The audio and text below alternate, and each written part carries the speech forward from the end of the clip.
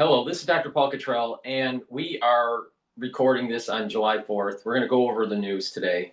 The markets are closed for the U.S. session, so there's no updates for the financial markets. But let's go over the news. I'll give you my commentary on it.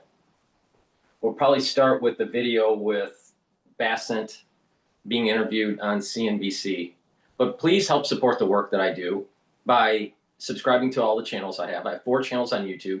I have Brighteon, Bitchute, and Rumble. Please subscribe to all those. Get the notifications. Follow me on X. Follow me on GETTR. In addition, if you could share the links and ask your social media to follow me, I greatly appreciate it. If you like the content that I do, could you please help support the work by buying the products that I have on my store and or donating on my website, the-studio-reykjavik.com. You can donate through Stripe, PayPal, or buy me a coffee. You can also be a paid member to my Patreon channel. All these videos that I do are for free. And the social contract, with my audience is that I'll do these videos for free if you help support the work that I do. So please help us support the work. I greatly appreciate it. And for the ones that have been supporting me for the last many years, more than 5 years or so, thank you very much for your patronage. Please go to my store, the-studio-reykjavik.com, and get the great supplements that I offer. These are supplements that I take to slow down the aging process and to get healthy. So if you follow my lead, I'm going to explain to you how to stack these in an affordable way to target certain systems of your body so you can slow down the aging process and get healthy. All right?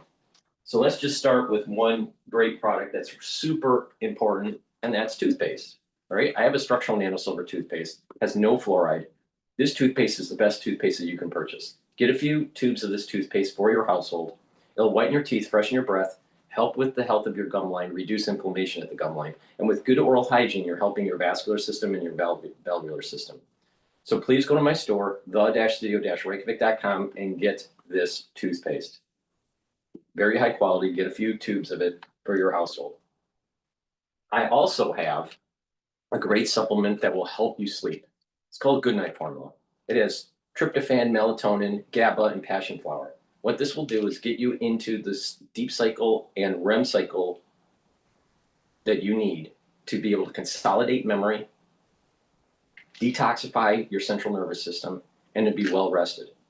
When you do this on a regular basis, you will improve your memory and help with the health of your neurons. Super important. Being well rested on a regular basis is going to slow down the aging process. Now, part of the reason is that if you're chronically sleep deprived, you're going to have elevated cortisol levels. Now, when you have elevated cortisol levels, that's going to be immunosuppressive, and elevated cortisol levels does damage to certain tissues. So you want to bring down your cortisol levels. You need proper sleep for that. In addition, being in 3 to 5 cycles of REM sleep and deep sleep, you're going to be detoxifying your central nervous system and consolidating memory. So you're helping the health of your neurons. So it's really important to do every day. So please go to my store, get the Goodnight Formula. Again, it has tryptophan, melatonin, GABA, and passion flower. Take it every day. Super important. You're going to start noticing in the next 5 years, your social network having individuals within that social network with problems of cognitive function. Now it's going to, or even balancing issues. Some of the manifestations that you'll start to notice within your social network, your friends and family, coworkers, you're going to start seeing people shake, like a Parkinsonian shake. People have gait issues or balancing issues, you'll notice. They'll be less active. Their activity will start to go down. Their vitality will start to go down. You may actually see individuals having issues with their eye, maybe the way that their eye tracks or the way their eye is focusing. You may even see memory issues. Individuals are going to start to talk slower. So this is going to happen in 5 years. Now, I've done a video on why this is happening. This is part of the aftershock of 2020. and what those probabilities are, and the percentage of the population and what the probabilities are. You know, a big part of it is vascular and why this is. Part of it is amyloidosis, and then there's a subcategory which is the prion category, which is a very small percentage. But the issue here is that many people are going to have cognitive decline in 5 years. You're going to see that in 5 years.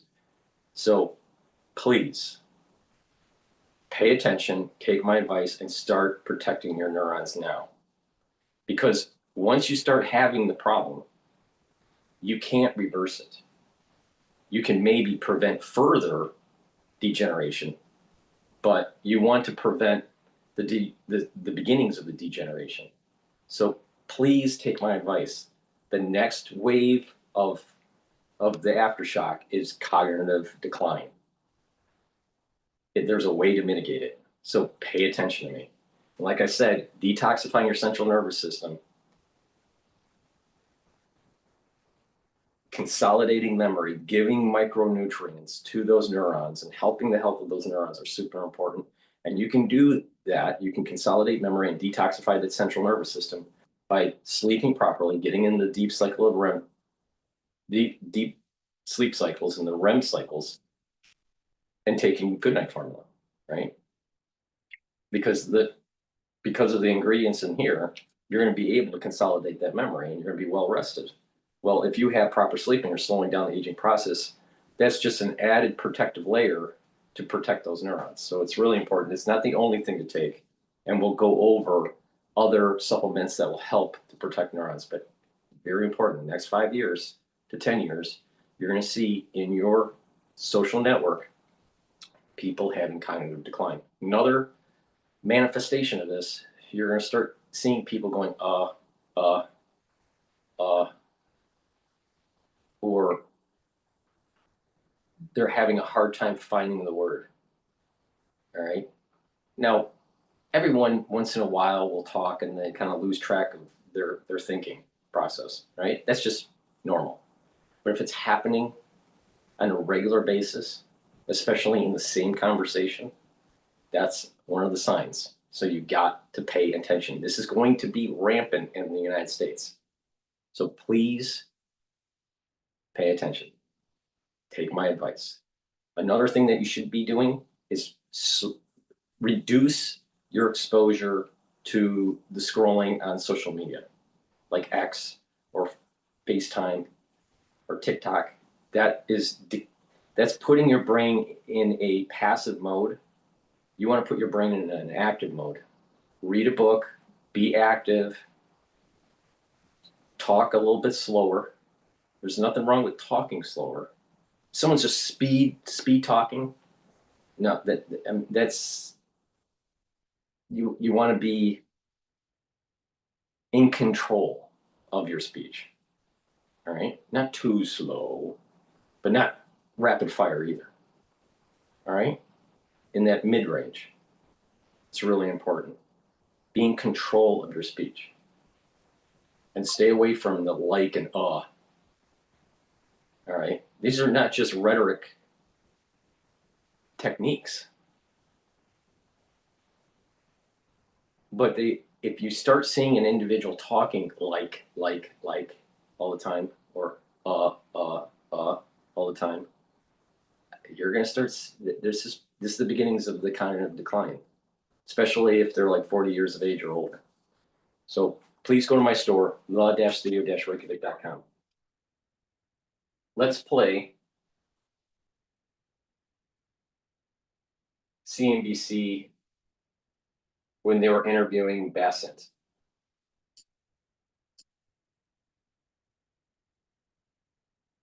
You need to tweak an asset without messing everything up. Luckily, there's Adobe Express. Create assets that fit in with your entire campaign, so you can make what you need when you need it. Now, you can move faster while staying on. The so-called big beautiful bill facing a final House approval vote in the coming hours. Joining us now is Treasury Secretary Scott, Beth, and Mr. Secretary, thank you so much for joining us. We're going on more than 6 hours now where Minority Leader Jeffries is speaking. What are you hearing? What's your expectation for when and whether this could pass? Well, it's gonna pass, and my expectation is that we'll get a vote around 1:30 today. Got it. You have said that this isn't a drag on the deficit, despite the fact that CBO has scored it pretty aggressively, that it will add $1 trillion to our public debt. You've told me before, and you've told everyone that you're a fiscal hawk. So how do you square that? That's a key question Well, I think that they're asking on Wall Street. Yeah, well, I square it with, I don't believe in the CBO forecast. So let's just look at common sense, and logic that if the bill, for some reason hadn't passed, we would have the biggest tax hike in history, and the CBO would say we're going to grow at 1.8%. We're going to make expensing and for structures and equipment permanent, and we are going to have the biggest tax cut in history.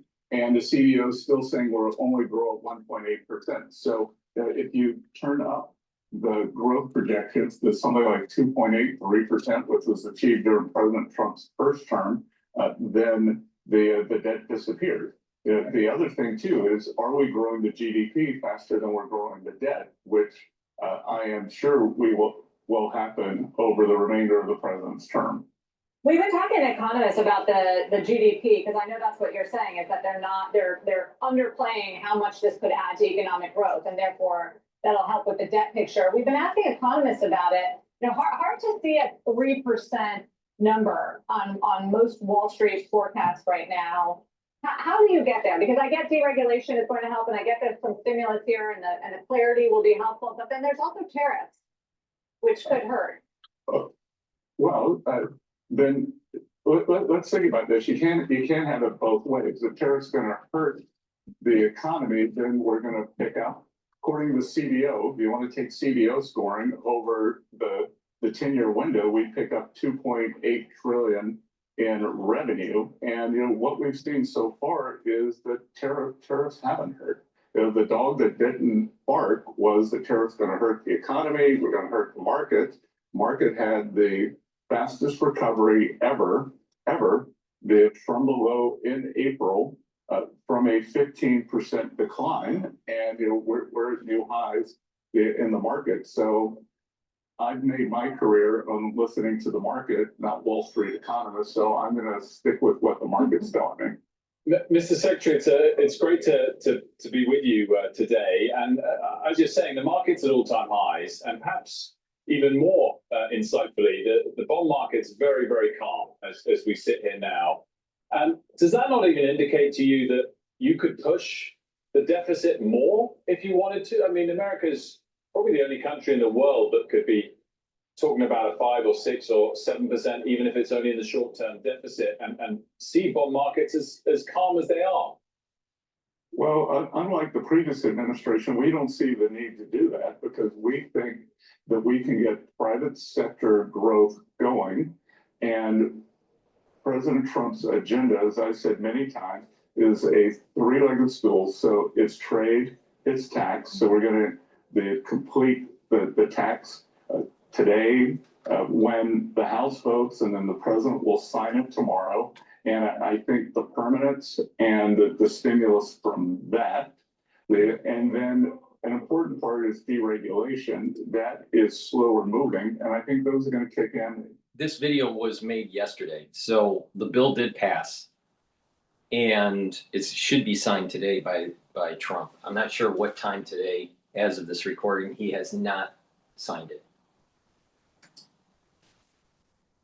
That's completely wrong. Have you called him to tell him that he's campaigning on the wrong issue on this bill? As I've said in the past, I have great respect for Elon and rockets. I will leave that to him. He can leave the finances to me. Okay. Well, you mentioned the other leg of the stool, which is trade, very much in focus now.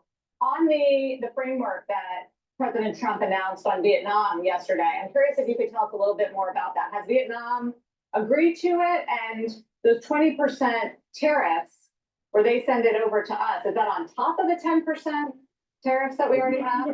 It's not stacked on top of the 10%. That's the reciprocal rate. Right, so this would just be 20% tariffs, that with goods coming from Vietnam into the US as part of this deal? Yes. And is the deal finalized? I haven't spoke to Jameson Greer, who's heading the team. My understanding is that it's finalized in principle. I guess the question is so far we've had some responses from retail, from the Footwear Association. They manufacture a lot in Vietnam, in part because the last Trump administration got them to ship out of China into Vietnam. That's going to be a higher cost of doing business for them to bring that product into the US. Well, look, we've seen that a huge amount of the trade that comes from Vietnam is what's called transshipment from China. So we'll see what happens with the transshipment, and the businesses have already adjusted to a 10% tariff. So we'll see what happens with the additional 10. But thus far, we haven't seen What is any interesting? inflation. What is interesting about this is that, from my perspective, I think that the Vietnam trade agreement is the conduit for China to kind of move some of its manufacturing capability into Vietnam and then ship it to the United States to circumvent the higher tariff between the United States and China. So Vietnam is the conduit.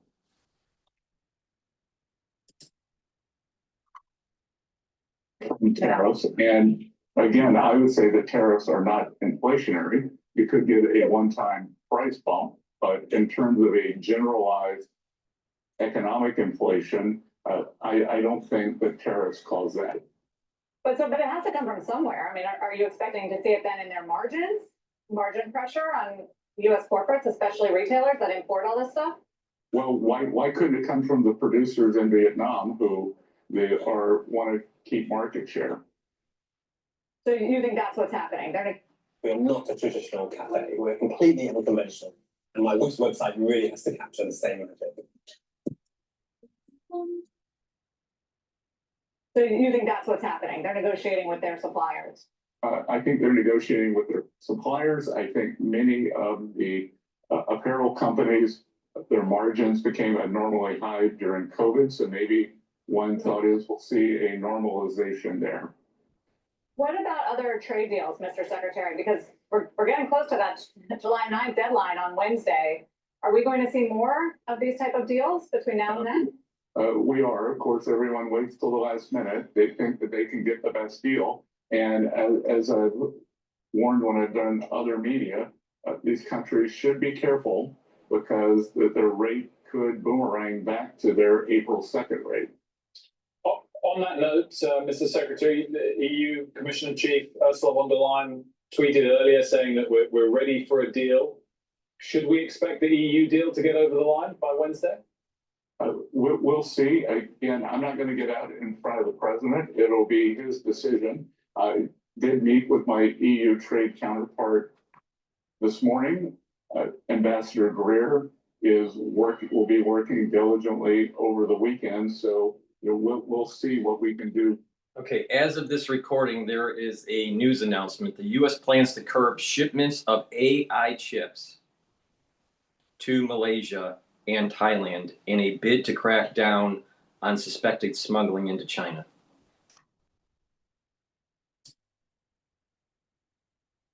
The European Union. So it sounds like that's suggesting that one's in a better place than, say, Japan. We will obviously follow the president's posts on Japan over the course of the last few days. Look, Japan are great allies, and they are in a tough spot right now. They have an upper house election on July 20th, which I think gives them a lot of domestic constraints in terms of doing a deal. So we'll see where the Japanese deal goes. I just want to follow up on something you just said. You said that otherwise it'll revert back to the Liberation Day tariffs, which were very high. So is that what's going to happen if there aren't trade deals in place? I think previously you've said that as long as they're negotiating in good faith, the 10% sort of, will carry over? You'll extend that kind of deadline? What's your latest thinking here? My latest thing is we're gonna do what the president wants, and he'll be the one to determine whether they're negotiating in good faith. So I'm not gonna give people a 10% extension on national TV when they should try to get it across the finish line. On international TV, no less, and There we go. Global TV. exactly, and no doubt being watched in EU capitals, in Asian capitals, because the deadline's looming. I'm really interested on the baseline and what people might expect long term if everything goes as to plan over the next 2 weeks. Obviously, we've got two numbers we can focus on: 20% Vietnam, 10% that you did with the UK. Is the UK only got 10% because they were early, because they came with love and friendship? What is the EU or Japan, if they agree to all the terms, is it more likely to be splitting the difference between those two numbers, or what? Again, I'm not going to talk about the deals on intergalactic television, but the UK came to the front of the line. Very good deals. I'll tell you, they negotiated very, very well for the British people, and I think both sides thought that it was an excellent deal. Let's talk about the jobs report, because we got a pretty positive report, at least on the headline number. Unemployment rate goes down to 4.1%. You have been flagging the wages for blue collar workers. You know, a lot of people didn't expect to see that at this time in the cycle, with the Fed being restrictive, with the tariffs in place. What do you think is leading to the resilience in the job market? And do you have any concern about what's under the surface there as far as where those jobs were created?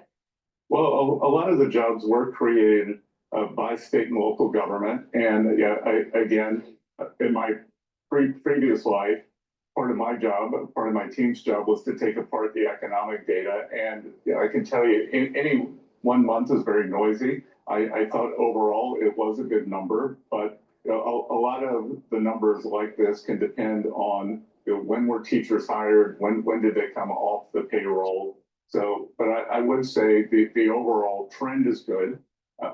But what I'm really focused on is once the president signs the one big beautiful bill tomorrow, the acceleration that I think we're going to see right out of the gate here in terms of the private sector. When I go around the country, the CEOs come into Treasury to see me. They've all been held captive by a lack of certainty on this tax bill. And now that they know that they can have 100% full expensing on equipment and for factories, I think we are going to see things take off between now and Labor Day. So in the job market in particular? Yeah, I totally agree with it. They're going to. I totally agree with it. They're going to try to take advantage of the tax incentives to reboot manufacturing in the United States. That's going to be a major boost in GDP. That's going to be a major boost in labor and in productivity. So this is why I'm saying we're already at an all-time high for the S&P 500 index. We're probably going to hit 6,800 or over 7,000 this year. Now, that's assuming that the tariff agreements don't, nuke the world, and the Ayatollah doesn't nuke the world literally. But barring that, I think we're going to see a much more elevated S&P 500, and that's going to create a wealth effect that will lead with a more robust economy. And I think the way that the Trump administration played this is perfect, because as the economy starts to become more robust and manufacturing starts to invest in machinery and capability, it's going to carry on into 2026. And that is going to, the economic data is going to show, hopefully, being robust. So when it goes towards the midterm elections in November of 2026, the Republican Party is still going to maintain the House and the Senate. As long as the economy is robust, the Republican Party will continue to control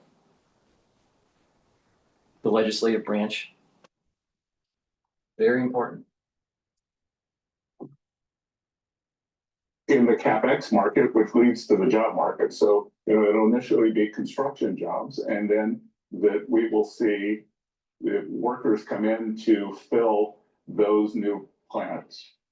The market is taking it as reduced likelihood that the Federal Reserve would cut interest rates as soon as July, looking more toward the fall, because the feeling is that the economy is in good shape, jobs are still in a healthy place. Why don't they wait to see whether the tariffs are going to be inflationary this summer? Why is that not a prudent approach for the Fed? I just look at the Fed's previous models, and based on their previous models, they would have already cut. So we'll see if they want to make a mistake here and not cut, then that's fine.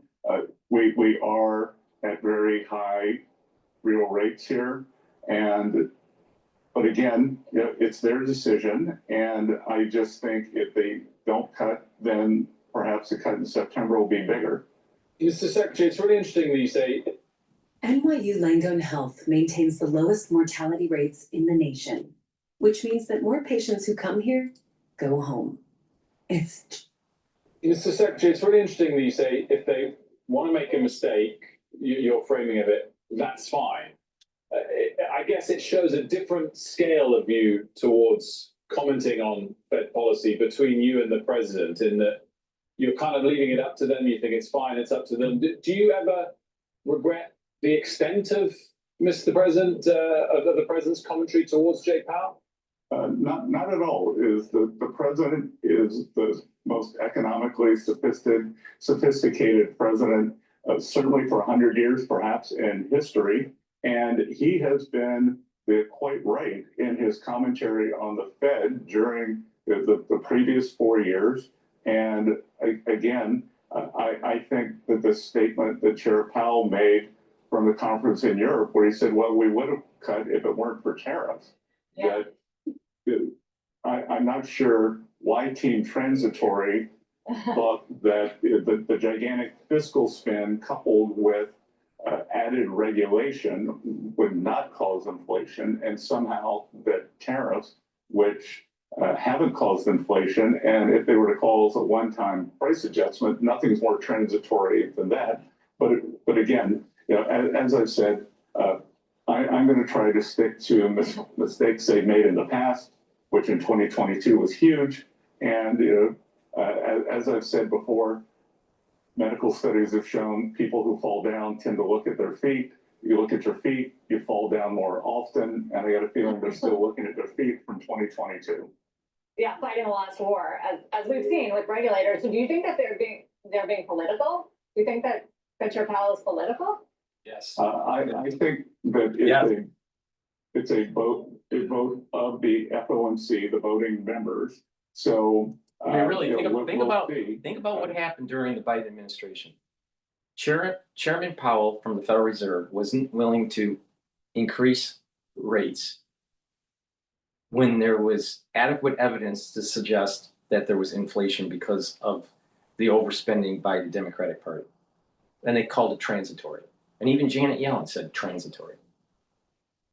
And then not only that, when they found out that they were reading the data wrong, or they weren't willing to admit to sticky inflation, they raised rates too slowly. And so it seems as though Chairman Powell was very biased towards the Democratic Party.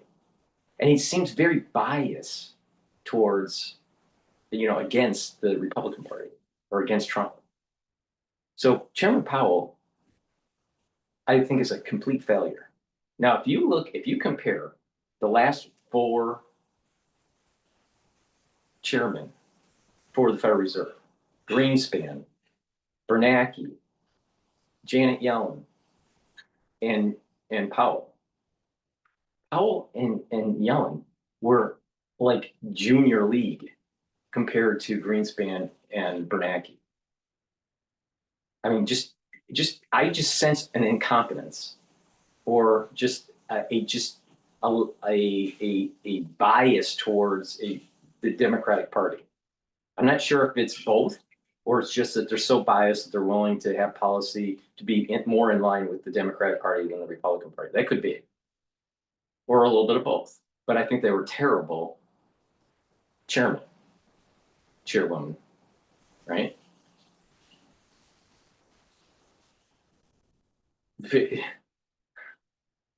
So Basson is right.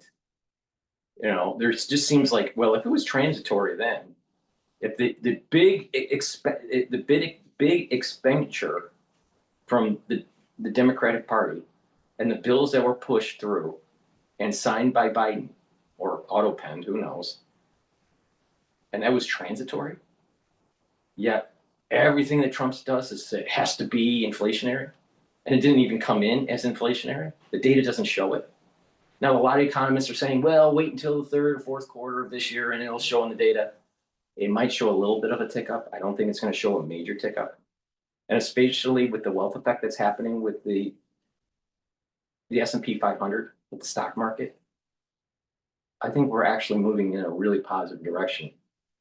And as long as things continue into this direction and we have a robust economy, especially in manufacturing, the Republican Party will maintain power in the legislative branch through the midterm election of 2026. Seems to be a big dispersion in the so-called dot plot, the summary of economic projections between the Trump appointees and the non-Trump appointees. I'll let you read into that what you want. No, I pointed it out before. Waller and Bowman pushing for a July cut. So, you know, your name gets floated out there. You have some odds on Polymarket of being the next Fed chair. Can you be a Fed chair and a Treasury Secretary at the same time?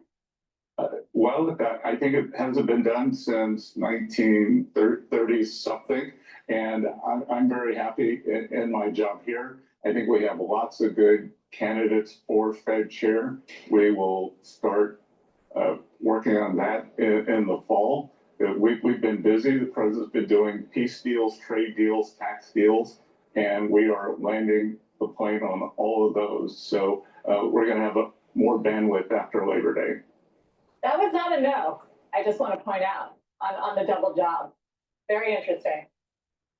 Secretary Basson, thank you for the time today. Good to see you. Happy 4th of July.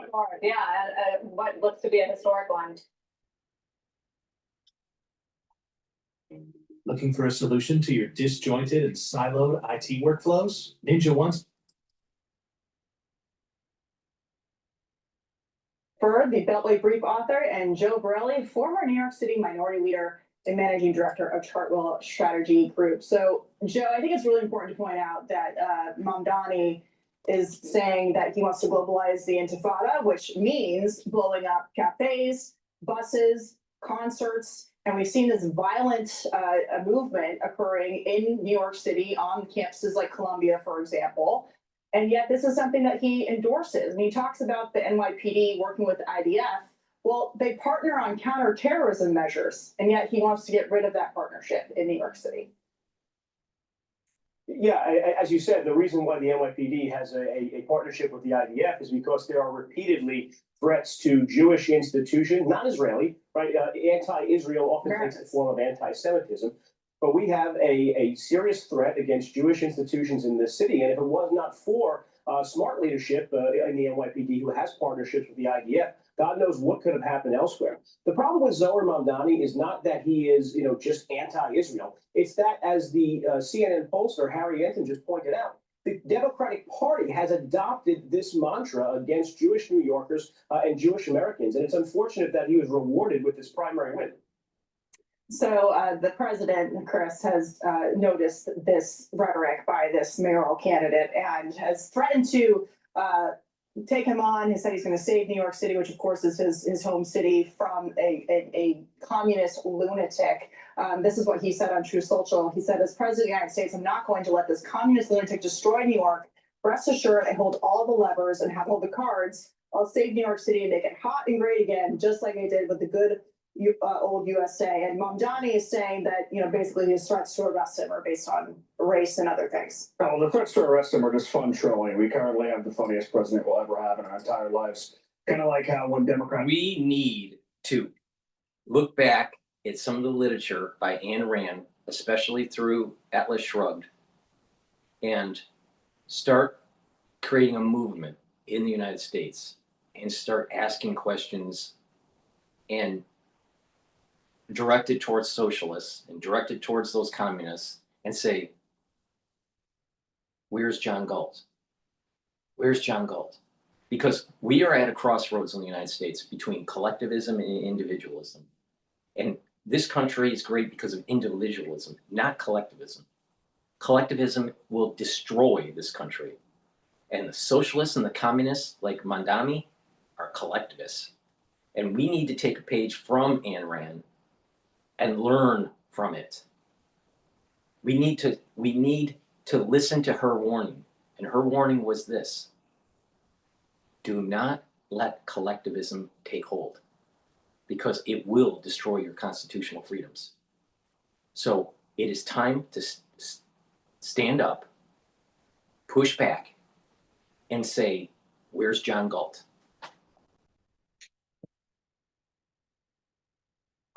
Stop talking about immigration and illegal immigration after LA. Trump opened up Alligator Alcatraz. Like, oh, you're going to talk about it now.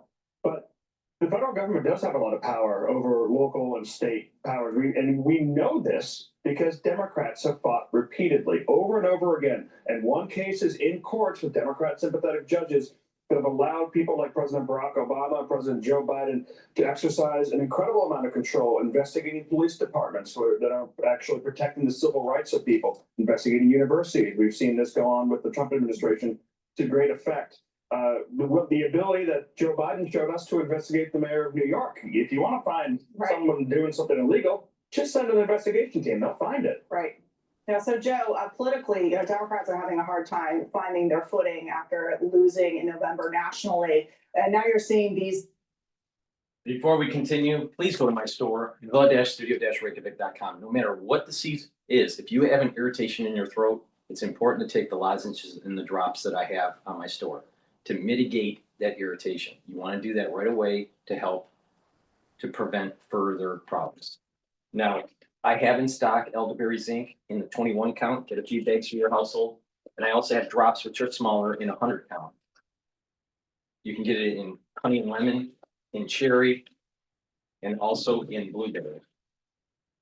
Get the drops and the lozenges, get a few bags for your household and for work. You never know when you need it. The moment you have that irritation, no matter what the season is, take it right away to mitigate the problem. Very important. And guess what? There's some rumor about, razor throat, right? So be prepared, because you're going to start hearing it all over the news in a few months. Be prepared. Candidates like Mamdani pop up, and now he has support from the likes of David Cobb. But others like Stephen A. Smith are warning Democrats, if you take this part of the party and let them run the show, you're going to be in real trouble. Take a listen. Let me be very, very clear. If the Democratic Party becomes the likes of Zoran Mamdani, who, by the way, I like, I'm not trying to throw any shade on him or anything like that, but if the Democratic Party becomes him, you have no chance. Seems like they're becoming him, Joe. That's where they're going.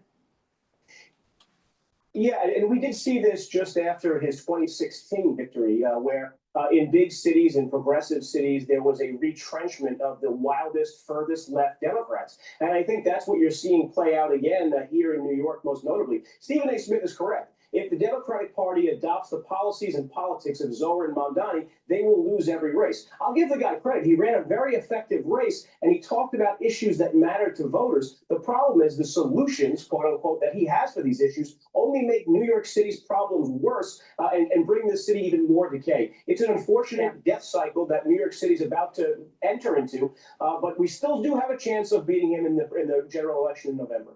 Well, Chris, it's not like we haven't seen these type of communist socialist policies implemented in big countries around the world, like Venezuela, for example. I mean, this is a serious issue, but it's always interesting when democratic socialists like Mamdani show up without a real record of actually doing much other than coming off as charismatic, doing some stuff on social media. I mean, when he was in office as an assemblyman, he missed a ton of votes when he was supposed to be in Albany. So he didn't even show up for that job. Well, the Democrats aren't very good at governing.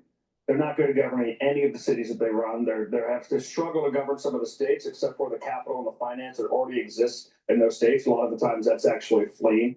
City after city after city is in serious trouble because they can't govern their way out of the back. They can't govern the DMV, which they have a lot of power in. Yeah. But this is something you're going to see with the Democratic Party going forward. The Chuck Schumers and Nancy Pelosi's are aging out. That poll's changed because people have aged out, and the young voters, they back this sort of thing. And the Democratic Party, at least. Yes. I'm not sure overall. All right, Chris and Joe, thank you both so much. Hey, Sean Hannity here. Hey, click here to subscribe to Fox News YouTube page and catch our hottest interviews and most compelling analysis. You will not get it anywhere else. Please go to my store, the-studio-reykjavik.com, and get the first pillar of my core protocol, and that is cleanse, max 14 or max 35. Cleanse is 30 parts per million. Take a teaspoon a day, swish it in your mouth, gargle about 20 seconds, and then swallow it. Take a teaspoon a day to boost up that immune system. If you're not feeling well, take a tablespoon or two a day, and then go back to your maintenance dose once you feel better. Another great product that I have. Here they go. Yeah. Here they go.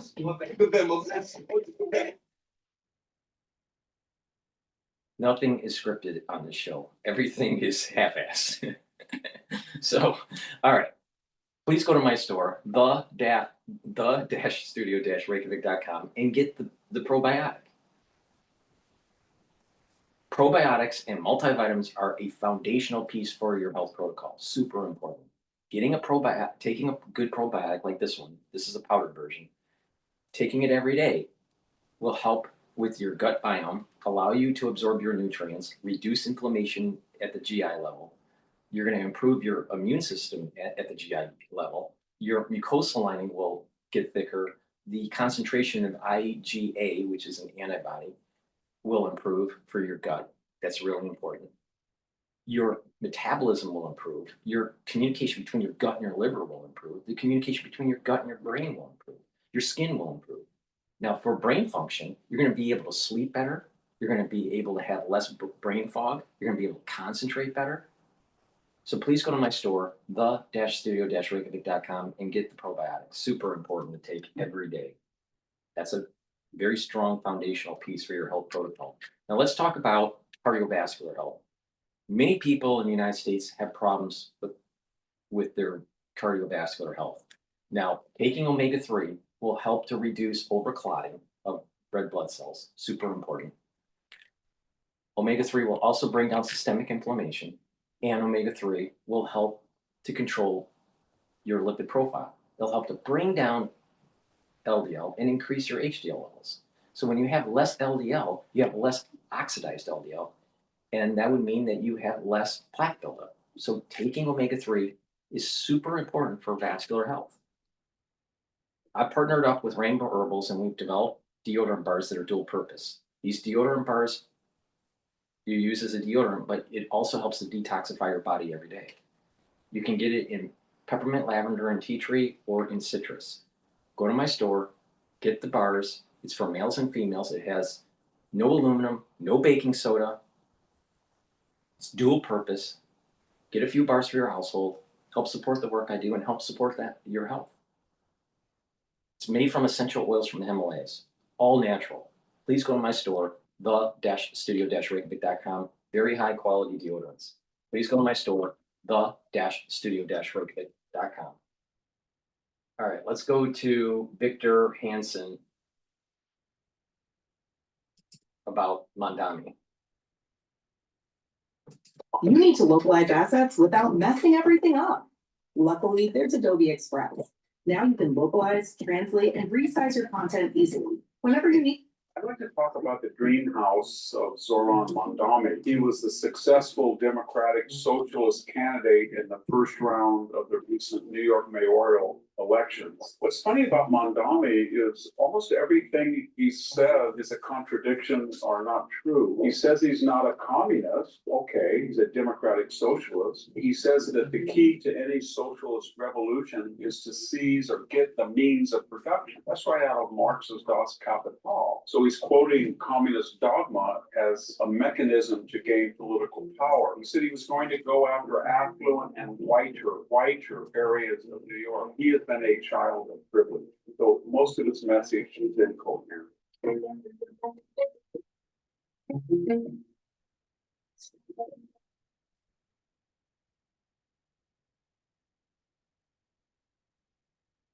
Hello, this is Victor Davis Hanson. Say it with me. Where's John Galt? We have to fight against collectivism because Americana is all about individualism. For the Daily Signal, I'd like to talk about the dream house of Zoran Mamdani. He was the successful Democratic Socialist candidate in the first round of the recent New York mayoral elections. He was a beneficiary of two phenomena that might suggest he has a 50-50 chance, more or less, to win the general election. Number one, in the primaries, it's ranked voting, and people can vote for various candidates. And traditionally, that means in that cumbersome process that outliers are minority candidates, minority in the sense that they're not a member of either of the major parties, have an advantage. And number two, while he was very preeminent as the hard left favorite, the conservative side split the vote between Mr. former Governor Cuomo, Mr. Silwa, who's a perennial candidate, and of course the incumbent mayor, Eric Adams. So we're looking at the general election. But what's funny about Mamdani is almost everything he says is a contradiction or not true. Now that he is the front runner, everybody is going back over his record and asking him questions. Did you say you want to defund the police? Once the police were refunded under Eric Adams, the crime rate has gone down. And he said, no, I didn't say that. And then it's become an internet phenomenon listing all the times he did say that. He said that he wished that billionaires didn't exist. Does that mean that he wouldn't want George Soros to fund the Get Out the Vote groups and the activists who are actively supporting him? Will he come out and say, George Soros, I wish that you didn't exist? He says he's not a communist. Okay, he's a democratic socialist, but he says that the key to any socialist revolution, quote, is to seize or get the means of production. That's right out of Marx's Das Kapital. So he's quoting communist dogma as a mechanism to gain political power. He says he has a new agenda, a new initiative, a new policy, turn the page in New York. But when you actually look at what he's advocating, they're very old. He says he wants to have government-owned food markets, grocery stores. I think any of us who went to school in the 1970s and college knew that in every major university town, whether it was Berkeley or Palo Alto in California or Santa Cruz, there was a co-op. And the co-ops. Welcome to civilization to nation.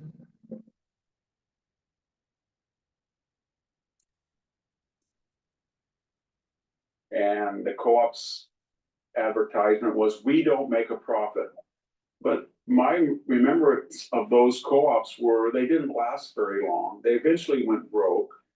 The produce was no better than Safeway or Rayleigh's or Food for Less or Save Mart or any of the competitors. So that is not new. Giving free. It's really simple. It's really simple. Margins at a grocery store are only at 1.6%, maybe 2% margin. The city would still have to purchase the food at wholesale prices. If they're selling at wholesale, how are they really going to bring down the price of food if it's only bringing it down by 1.6%? It will fail. This concept will fail. All it is centralized government. That Mamdani is focusing on centralized government. If you're really concerned about making sure that people have adequate food that need it, that are, you know, in the low income of the spectrum in the society, help the food pantries through the nonprofit organizations. There are a lot of food pantries in New York. So why doesn't he just work with the nonprofits and use a philanthropic aspect to it instead of having the government come in and try to control it? It'll be more costly, and and not only that, your optionality for food will go down, and you can't bring down the price that much, because if you bring down the price more than the actual markup of typical grocery stores, which is about 1.6 to 2%, if you're bringing the price down below or you know more than 2%, then you're selling the food below cost, and you're taking taxpayer money to do it. So the taxpayer money is what allows this to happen. So you get less optionality, you get government control, and then you're waiting in line because people are trying to get a cheaper good. So it's less efficient. How do you bring down the price of groceries if the markup is only 1.6%? That is a huge issue. It won't work. And then he kind of sort of admits that it won't work, because he goes, I have this great idea, but we're going to have to test it out to see if it works. Well, then don't have the great idea during your campaign, because it probably will fail. Why? Because other countries have tried this, and these co-ops that Hanson's talking about failed too. So it failed in the United States, it failed in Soviet Union, it failed in socialistic societies. It won't work. The only way for this to happen is to allow for a free market to emerge. The invisible hand of Adam Smith. Adam Smith's invisible hand of the economy is how it all works. It can't be centralized. It won't work. How do you bring down groceries? People are complaining about 33% increases in groceries on some items. All right? How are you going to bring that down if you still have to buy at wholesale price? If the government has to buy at wholesale price, and let's just say sell it at wholesale price, it's not going to go down more than 1.6 or 2%. Unless they sell it at a loss. And who is subsidizing the loss? Your tax-paying dollars. It will fail. It will fail. Socialism fails. Now, the sad thing is that you have a lot of young people buying into this because they don't have experience. They're not even being told in school about Adam Smith or 1984 or Atlas Shrugged. They're not taught this. They're not taught that the negative externalities of socialism and communism. No. So you have a younger generation that has these bright ideas and don't even know the history that they have failed in prior eras. Where's John Galt?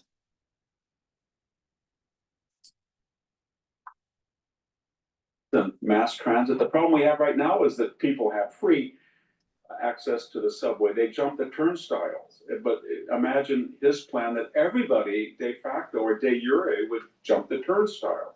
So how is that going to be funded? He wants to have rent control. We know what rent control does. Once a landlord knows that he cannot raise his rent in accordance with what he thinks maintenance, insurance, tax expenses rise commiserately, then he cuts back. He doesn't improve the property, or he forces people to get out, et cetera, and you don't build new units. There's a couple of other things very quickly. I could go on with that list of things that he thinks that are quite new. But he said something very, I think, shocking. He said he was going to go after affluent and whiter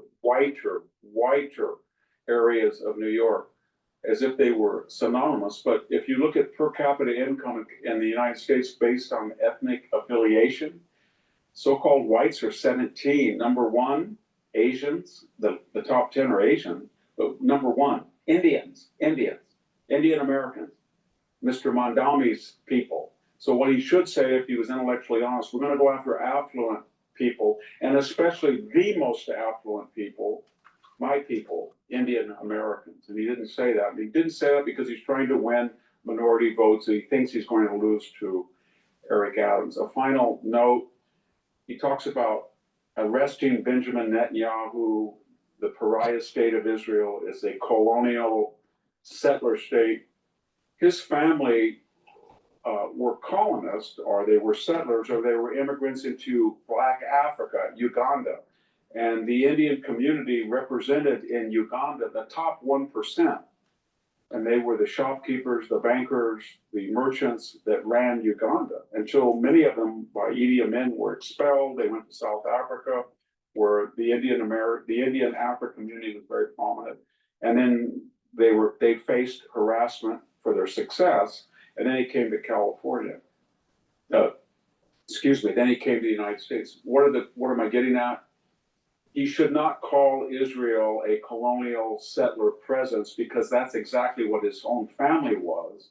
And he should be very sensitive to the powers of envy and popular discontent against the very wealthy, because after all, his father is a professor, very well compensated Columbia University professor. His mother is a multi-million-dollar successful filmmaker, and they represented the elite, and the powers of jealousy and envy pushed them out of their presence in Africa, and he came to the United States. So in this fantasy world of Mr. Mamdani, he's criticizing the very thing, the very issues, the very policy that made him, whether it's his parents coming here or what they did in Africa, or his private school, or his prestigious prep school. He has been a child of privilege. And so most of his message, to finish, is incoherent. This is Victor Davis Hanson for the Daily Statement.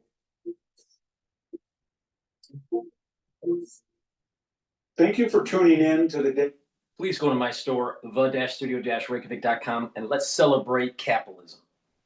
If you follow my lead, you're going to slow down the aging process and get healthy.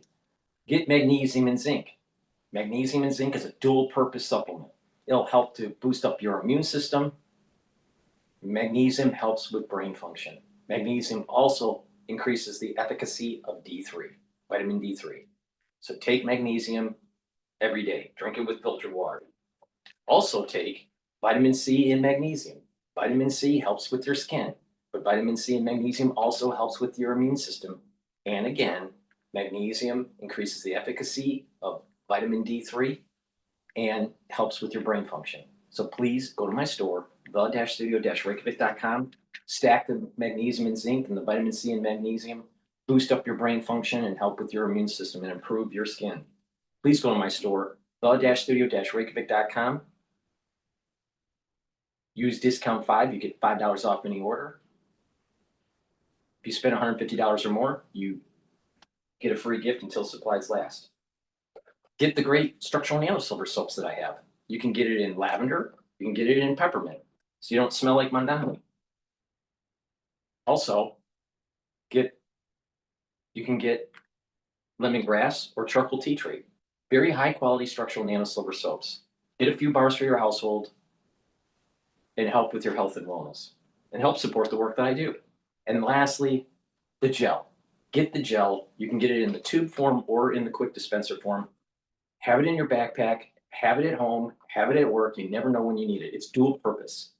If you have a cut, put it on the cut, it'll help to heal it. If you have a minor burn, put it on there, it'll help to heal it. You can use it as a daily skincare. You can use it as an aftershave. If you're not feeling well, or someone around you is not feeling well, put it on your hands, around your mouth, around your eyes, around your nose, around your ears, lightly coat your nostrils. It stays active for 5.5 hours. You're gonna need this, trust me. So make sure you have it at home or at work. Please go to my store, the-studio-reykjavik.com, and get the gel. Very high quality.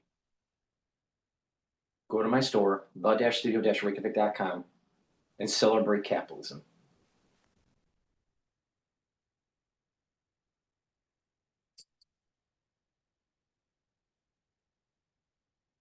What if you can create your own website by saying, this is what I want? With Wix, you can. Who's here to talk about it? Who better? Former Speaker of the House, Newt Gingrich, joins me now. 6 months ago in January, Newt, you said this bill needs to be done no later than July 4th. It appears President Trump will get it done. It's been a painful process, but this is another huge win for the president and his promised agenda, right? Sure, and look, as the president goes tonight to Des Moines to the Iowa State Fairgrounds to launch the 250th anniversary celebration, remember, this is the constitutional process. You have to get 100 senators, 435 House members, and the president to get something done. It is sloppy, slow, frustrating, and it's called freedom because it protects us from any dictatorship. So the president will win today. I think the country will win today. Mike Johnson has done an amazing job. John Thune, as Senate leader, did an amazing job. I was more concerned that the Senate could move fast enough that he got it done. I knew that once they got to the House, that Speaker Johnson and President Trump would ultimately find the votes. It took them probably a day longer than they hoped. But in a few minutes, we're going to see the biggest single domestic policy change of the Trump administration will be passed into law. Well, the fear mongering on the other side, Newt, I mean, we know it, we expect it, but, you know, I was just writing down some of the comments. Less safe, less healthy, more debt ridden. It's a deal with the devil. It's cruel, ugly, nasty, and immoral. Your comments on that? Well, look, I think the Democrats are trapped. They have a whole bunch of policies they inherited from Biden, which they can't sustain. They have a new face, the Democratic Party, emerging in New York with Mamdani. They are in a situation where they have no solutions, they have no answers. Their social values are like in 15 to 20% of Americans in favor of them. Interestingly, since the election, there's been 1,300,000 people switch from Democrat to Republican in registration around the country. Every single state is moving towards the Republicans. So what do? They put up Hakeem Jeffries to pretend he's a senator. He gives what will be one of maybe the second or third longest speech in House history.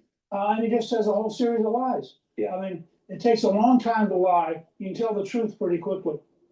Do you ever remember a president being this heavily involved in getting a bill passed? I mean, it was remarkable.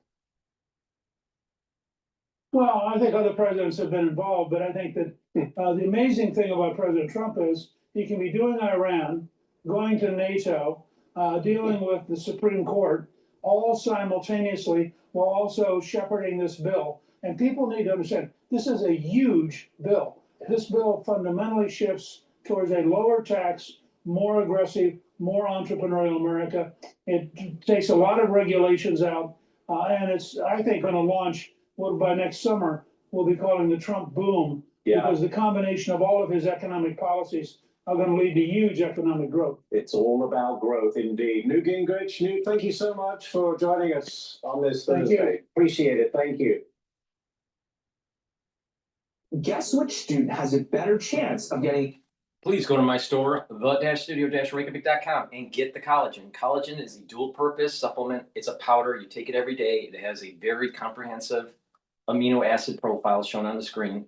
You can read the label on my store, the-studio-reykjavik.com. You get a big scooper, take it once a day, mix it with soft foods, filtered water, a smoothie, or even milk. But take it every day. It'll help with your skin, your hair, your nails, your joints, your musculature, your bones, helps with bone density if you're doing the resistance training, and collagen will help with your cartilage. So please go to my store, the-studio-reykjavik.com, and get the collagen. It cross-links with vitamin C if you drink about 32 to 64 ounces of water to improve the dermal layer. Really important to take. You do that every day, and you do the resistance training, you're going to notice that you're slowing down the aging process. Olive leaf extract, dual purpose, helps with your immune system and your cardiovascular system. It brings down inflammation, and it helps to control your lipid profile. It helps to bring down LDL levels and increase your HDL levels. So please get the olive leaf extract, take it every day, help with your immune system and your cardiovascular system. If you're age 40 or older, you need to take care of your pancreas. Get the digestive enzyme complex that'll help to break up carbohydrates, proteins, and lipids. Reduce the load on your pancreas so you can absorb your nutrients. And by doing that, you're reducing that inflammatory response on your pancreas, right? If your pancreas just isn't working as well. When we get older, our pancreas doesn't work as well as when we were younger, no matter how in shape and healthy you are, all right? So you just have to nurse your pancreas a little bit. Take the digestive enzyme complex. Again, this will help to break up the carbohydrates, proteins, and lipids. It also has bromelain in it, which is fibrinolytic, which helps to break up clots. It has proteolytic enzymes to break up glycoproteins. Super important, especially during the 2020 era. So please go to my store, the-studio-reykjavik.com, and get the digestive enzyme complex.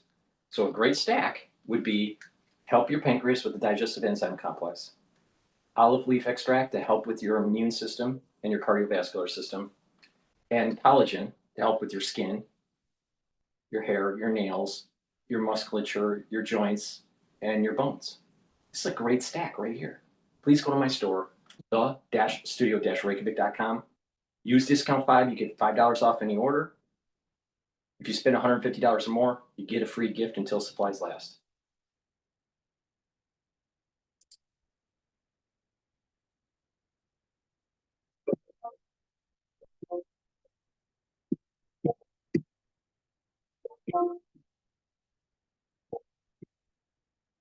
It's one of the weeks to talk about favourite person in the world, the one, the only, the amazing Megan Kelly. Megan, lovely to see you, mate. Happy summer wherever you are right now. You enjoying the rays? Yeah. Yes, it's actually quite beautiful here on the east coast of the United States at this time of year. I apologize because I know you're not experiencing that at the moment, but here, yes, the sun is out. Finally, the humidity is here, which is great. I'm the one person for whom that's a good thing for my hair because I have toddler hair, so it actually just looks a little bit more body in the humidity. Anyway, life is good. Body and bounce, we love it. It's something we're very committed to on this program. We know there was no better moment than the past few days, and of course, when the world was teetering on the brink of World War III, and the president, on his way to the helicopter to deal with the world's problems, drops the F-bomb, and that became part of the story. Well, one of the stories today is that the president is going to the alligator Alcatraz, but we can't talk about that yet because on his way to the helicopter, to go to the plane, to go to alligator Alcatraz, he has a little bit to say about his former mate, who, remember, I think even rented property in Mar-a-Lago, Elon Musk, suggesting he may deport him. He's upset that he's losing his EV mandate, and he's very upset about things, but you know, he could lose a lot more than that. That was just the monster that might have to go back and eat Elon. Wouldn't that be terrible? This will never happen, but thoughts, Megan? Mom and dad are fighting again. It's always uncomfortable for the children. You don't want to witness it. You want it done behind closed doors where they can work things out quietly. Elon hates the big, beautiful bill. I'm sure he genuinely, sincerely hates it. It does, like on its papers, increase the deficit by some $3 trillion over 10 years. Trump doesn't believe that. And I understand he's actually got a very colorable argument, which is that this thing is going to unleash such growth and prosperity in America that's not accounted for. The growth is not factored in at all by these number crunchers who simply look at what are the outlays and what are the expected incomes when it comes to taxing people. It doesn't factor in growth. So Trump is trying to say, you know, you're misjudging it. And I think he genuinely believes that. Elon doesn't like spending. He's been, of course, on Doge trying to stop too much government spending. And let's face it, Elon also doesn't like the fact that these green energy subsidies are being taken away. This was all in what Trump calls the Green New Scam. It was Joe Biden's Inflation Reduction Act, which was really just a green energy bill offering these subsidies for wind power and solar power and EVs to try to make people convert to this kind of energy, which we hate. I'm sorry, but we hate. Wind energy is a joke. It sucks. And all those wind turbines all over our beautiful oceans are killing whales. There's all sorts of evidence that it's really causing massive problems, not to mention they're unsightly, they're ugly, they're ruining some of the most beautiful coastlines in America. So people don't want this. The only way they buy these energy programs is if they're subsidized by their fellow taxpayers. And Trump is saying in this big, beautiful bill, that's one of the things that's going. I'm going to create no taxes on tips for waiters and waitresses. I'm going to do no taxes on overtime for the working class, no taxes on Social Security for the elderly. But something's got to give.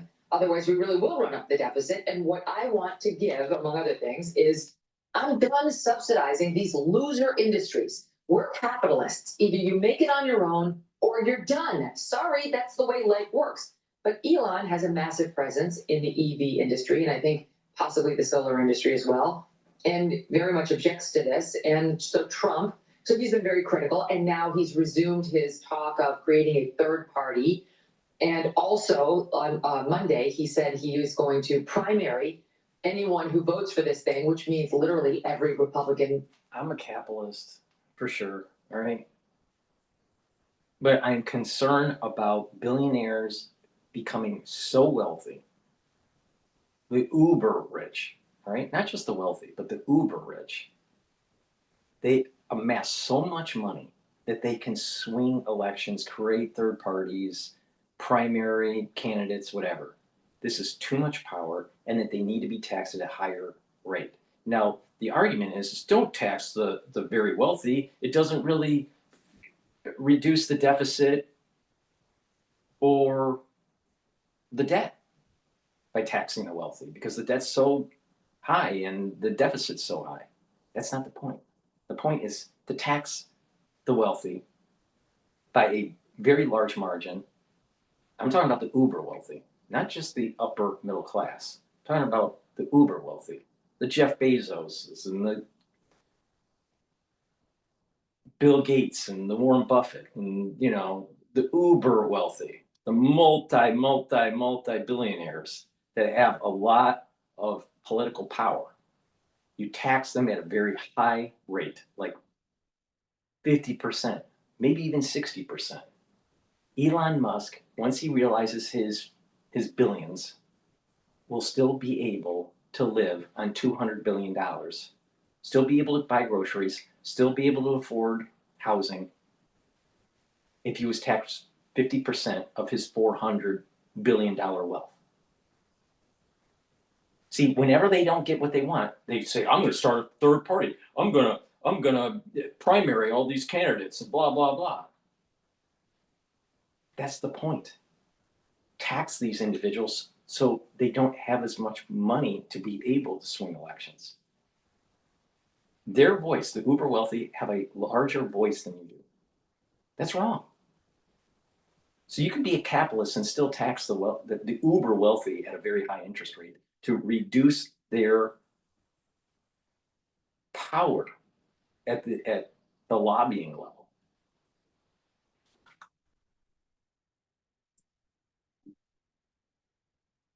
Two in the Senate and virtually same in the House.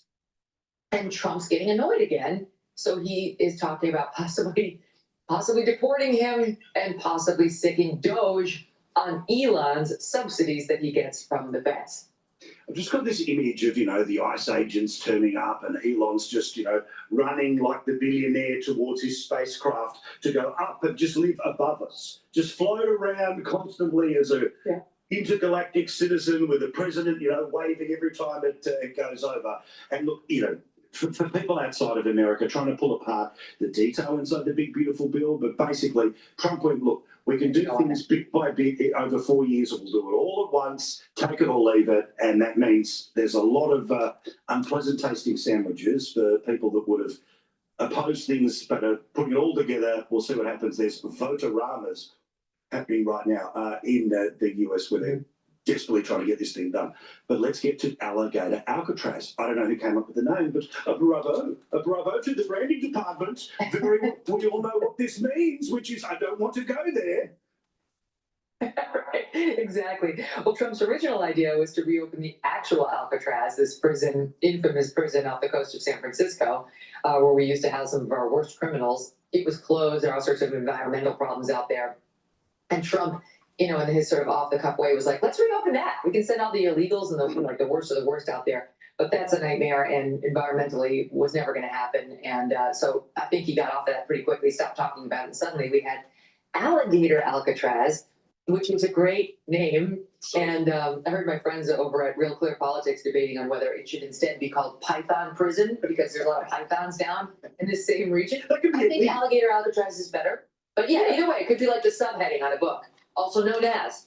And that's where they want to put some of the worst illegals that we're rounding up here. Okay, like, all these Senator Chris Van Hollen, you don't want us to ship them off to El Salvador? How does Alligator Alcatraz sound to you? Ron DeSantis is an ally to the president, is totally on board. And this thing is supposed to be able to house some 5,000 of our worst offenders. So, cool. I think it's brilliant. Honestly, just branding alone.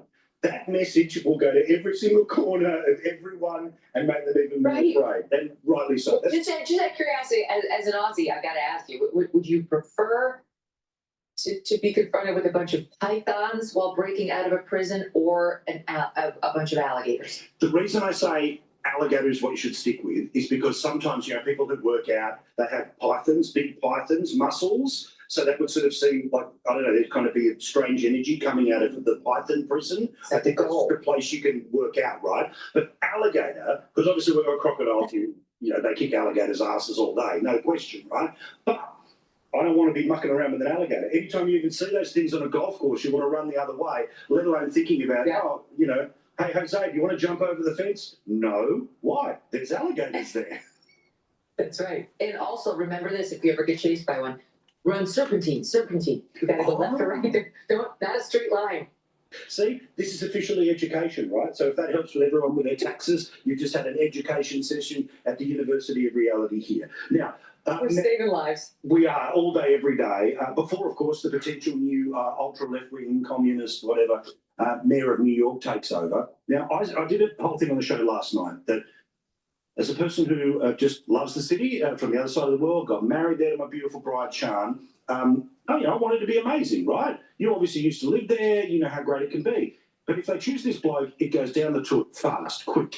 My thing is, the way to beat this guy is not to go on about the socialism, not to go on about some of the Middle East stuff. It's law and order. His policies on law and order are the same ones that result in you can take whatever you want from the shops. His government-funded grocery stores will be being looted as soon as you put the bread down. Somebody loots. But more importantly, close Rikers. Basically, unless you're caught shooting somebody in the head, you don't go to jail. So free stuff's great, but if somebody's going to steal it from you, it's not going to be a good idea. I think that's the only lane because, like it or not, he's got the look, he's got the talk, he's got the disruption. If you're somebody who's living in the poorer parts of the city, well, he's selling right to you, but not if it comes at the expense of cops getting killed.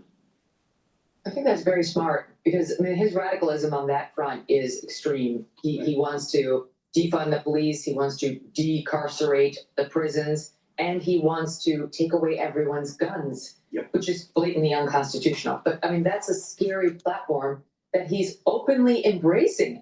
He said this on camera, these things, and all over his Twitter feed, his X feed. So he is truly radical, and New Yorkers are definitely not for defund the police. They've lived that to some extent. We saw in the post-George Floyd world that they tried to defund the police to the tune of $1 billion. And New Yorkers rose up and said, we don't want that. In particular, New Yorkers who are in the poorer areas of the 5 boroughs, because they're the ones who are going to get hurt. The people who are on the Upper East Side in the doorman locked up buildings, they're not going to have to worry. It's the people who live in the Bronx and in the worst parts of Brooklyn and Queens that actually need cops. So I think you're right. This sort of white $100,000 a year contingent that put him at the top of the Democratic field is not large enough to propel him into the actual mayor's house. If these other groups get together, the Hispanic voters don't like him, the Black voters don't like him, the working class doesn't like him. So and by the way, the mega rich don't like him because of course he hates them. So there is a coalition to be had. The problem is it's very late in the game. It's not that easy to get on the ballot. Cuomo is not dynamic enough and they hate him. It's like you brought out a bunch of stinky, dirty underwear and you want us to vote for that instead of this guy who I can't stand, but I can't vote for the stinky, dirty underwear. It's not going to make me get out of my house on election day. So he's not the answer. Then you got Eric Adams, who's got a whole host of other problems. People don't want to vote for the corrupt guy. They know he's corrupt. He denies it. But I mean, it's obvious. Okay, whatever. They're not inspired by him, nor has he been a good mayor. He hasn't. You know, we kind of thought, okay, former cop, I guess he's like the least bad, but he hasn't been strong. New York still sucks under him. Bill de Blasio was another version, by the way, of this Mamdani guy. He was just as socialist as this man is. Then he ruined New York. He took it from a thriving metropolis that was the envy of the world and ruined it. De Blasio was terrible, but I think Mamdani is way worse than de Blasio. There for the entire time. So now we're going to double down on those problems. But in any event, Eric Adams is too flat-footed as a politician. He's not naturally gifted and too perceived as corrupt. And for some segment of Democrats, too in bed with the Trump administration, with whom he had to cut his deal on immigration in order to get those charges pulled. So I don't think he's the answer either. They've got to fight fire with fire. They need a young, dynamic. You got to work with what you got. You can't just wish for something to happen, all right? The reality is that Adams is the only one to vote for to potentially stop Mamdani.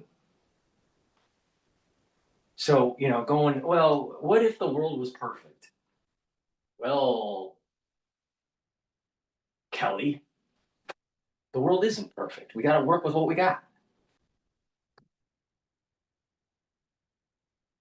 Seeing, I want to say zesty, but that now has a different meaning in the kids' brain rot. Anyway, but you know, somebody with a verb, you know, with sort of an energy that's going to like storm these synagogues and mosques and churches and town halls and say like, this guy's a nutcase. Let me bring New York back to its former glory.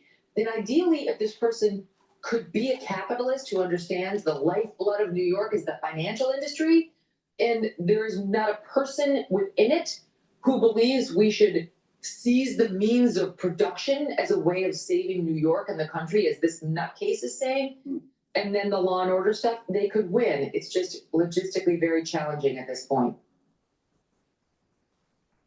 You need to meet surging content demands without compromising your business or your brand. With Adobe Express, your global teams across marketing, sales, HR, and Please go to my store, the-studio-reykjavik.com, and get the ubiquinol. Ubiquinol is the most bioavailable form of CoQ10 that you can purchase. This will soak up free radicals, help with the health of your mitochondria, boost up your energy levels, and protect your neurons. Super important if you're age 40 or older to protect your neurons. Like I said, in 5 years, you're going to start noticing a lot of people having problems with their brain function. And there's 3 reasons why, and I have a video out there that explains it. Resveratrol. I've been taking resveratrol for decades. Resveratrol will soak up free radicals, help the health of the mitochondria, reduce this cellular stress, boost up those energy levels, help with youthful gene expression, and get rid of cells that need to go into senescence. Take resveratrol to get that youthful gene expression. You can stack it with ubiquinol. This is a good stack. Also, resveratrol stacks well with C60, NAD+, clarity factor. And this stack that I'm going to show you here is super important for your immune system and your cardiovascular system. Lignans will bring down inflammation, soak up free radicals, boost up that immune system, and help with your endocrine system. Ashwagandha root will help you to control your cortisol levels and your blood glucose levels, bring down inflammation. Turmeric will bring down pro-inflammatory cytokines and help soak up free radicals. When you stack these together, you're controlling your blood glucose levels, you're controlling your cortisol, you're bringing down inflammation, you're helping your endocrine system, You're boosting up your immune system. Please go to my store, the-studio-reykjavik.com. Take this stack, boost up that immune system, help with the cardiovascular system, because by bringing down inflammation and soaking up free radicals at the vascular level, you're reducing plaque formation. This is a powerful stack. Please go to my store, get the turmeric, the lignans, and the ashwagandha. Super important. Do it every day. Use discount 5, you get $5 off any order. If you spend $150 or more on an order, you get a free gift until supplies last.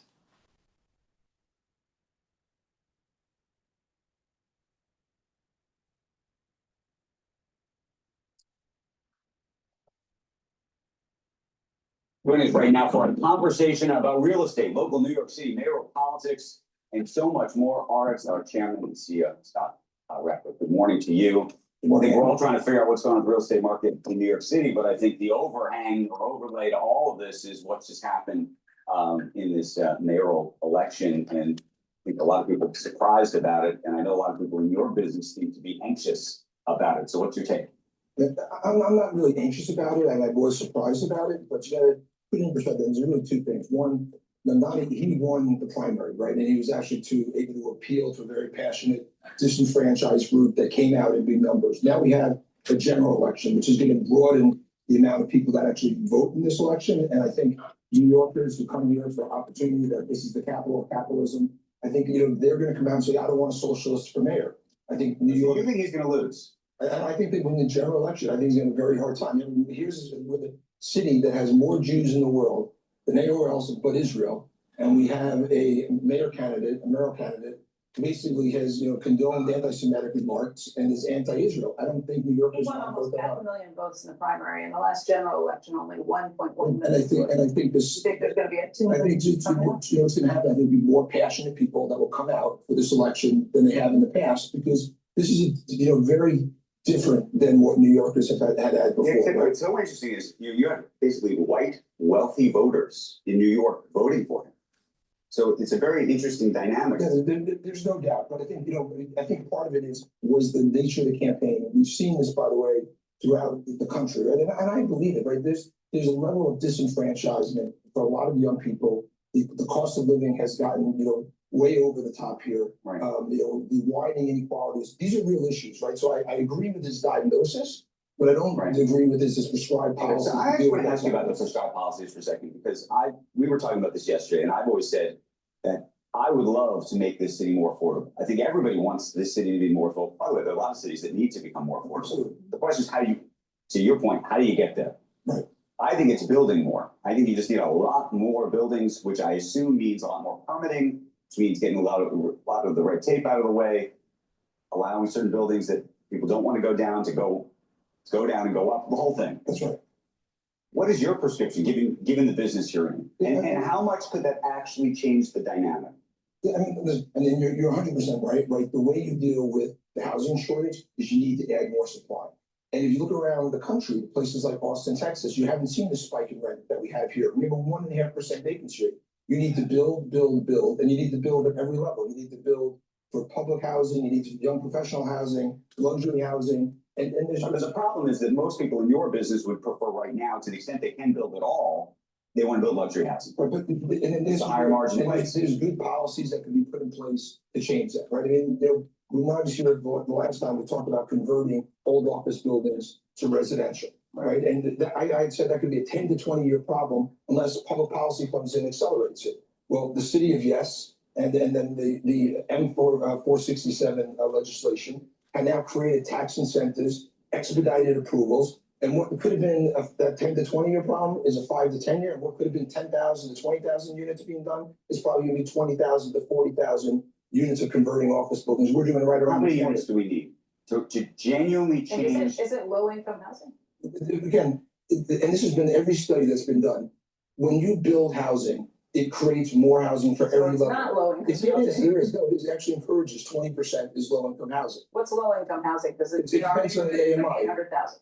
Right, it depends. Well, these are rentals, right? So it depends on it's a percentage of the income levels. But again, this goes back to your point, Andrew.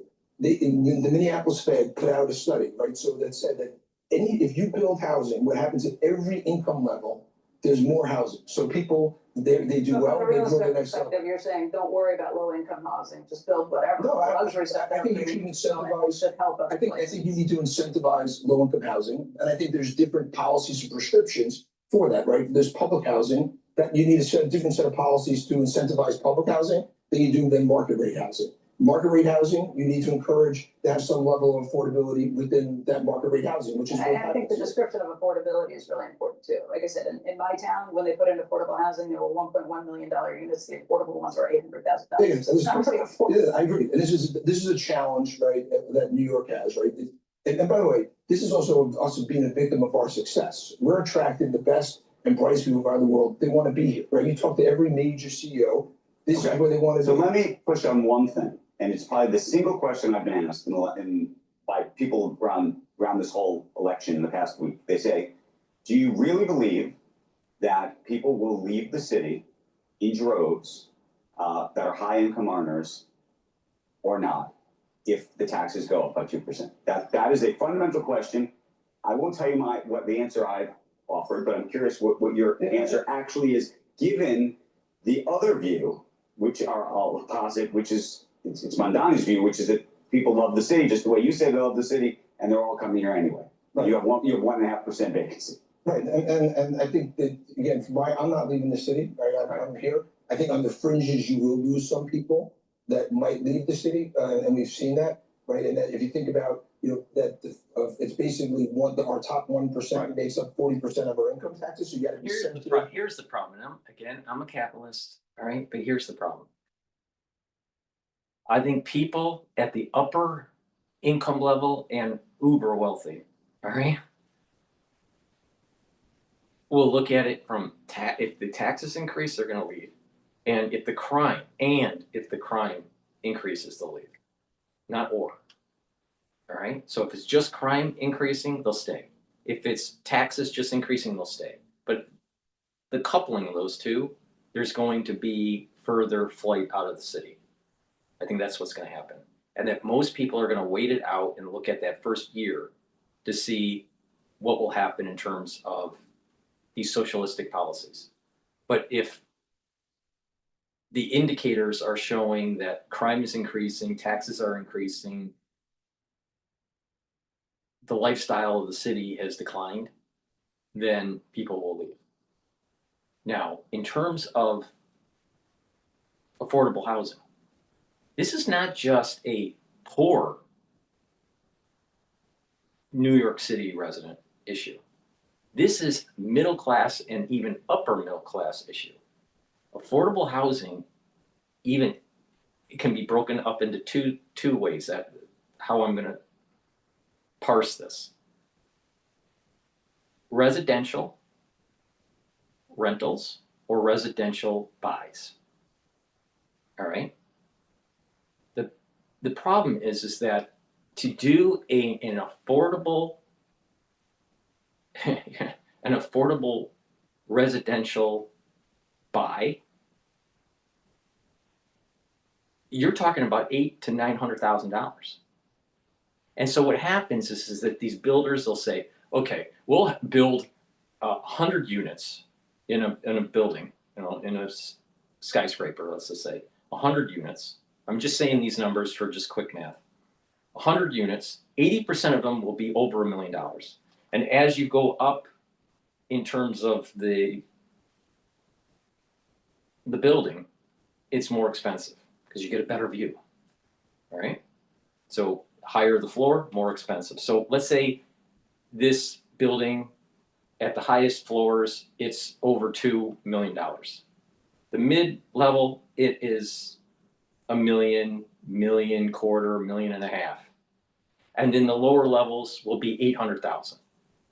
That's what these builders are doing in terms of affordable housing. So 20%, 20 units will be at the $800,000 or $900,000 level.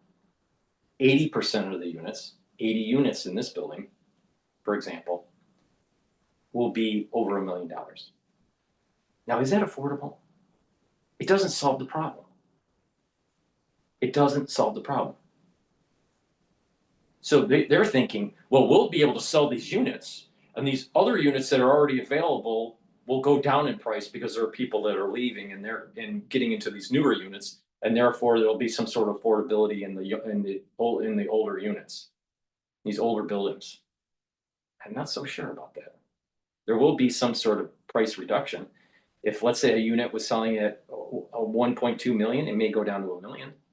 But you're talking about mortgage payments of, to do this kind of thing, you're talking about mortgage payments of like $10,000 a month or more, plus a monthly fee of approximately $1,500. So a lot of people don't realize the monthly fee plus the mortgage payment doesn't allow for someone to be able to afford these condos for these residential buys. Now, on the other side of the spectrum are the residential rents. Now, these decent to, luxury level apartments could range from $4,000 to $7,000 a month. Is that affordable? Now, he said, well, we're bringing in the talent, we're creating talent that people, want to come and work with these companies, and, these younger people are coming to the city who, at the entry level coming out of college, can afford $7,000 a month, $4,000 a month, or a $10,000 mortgage and a $1,500 or $2,000 a month maintenance. Nobody.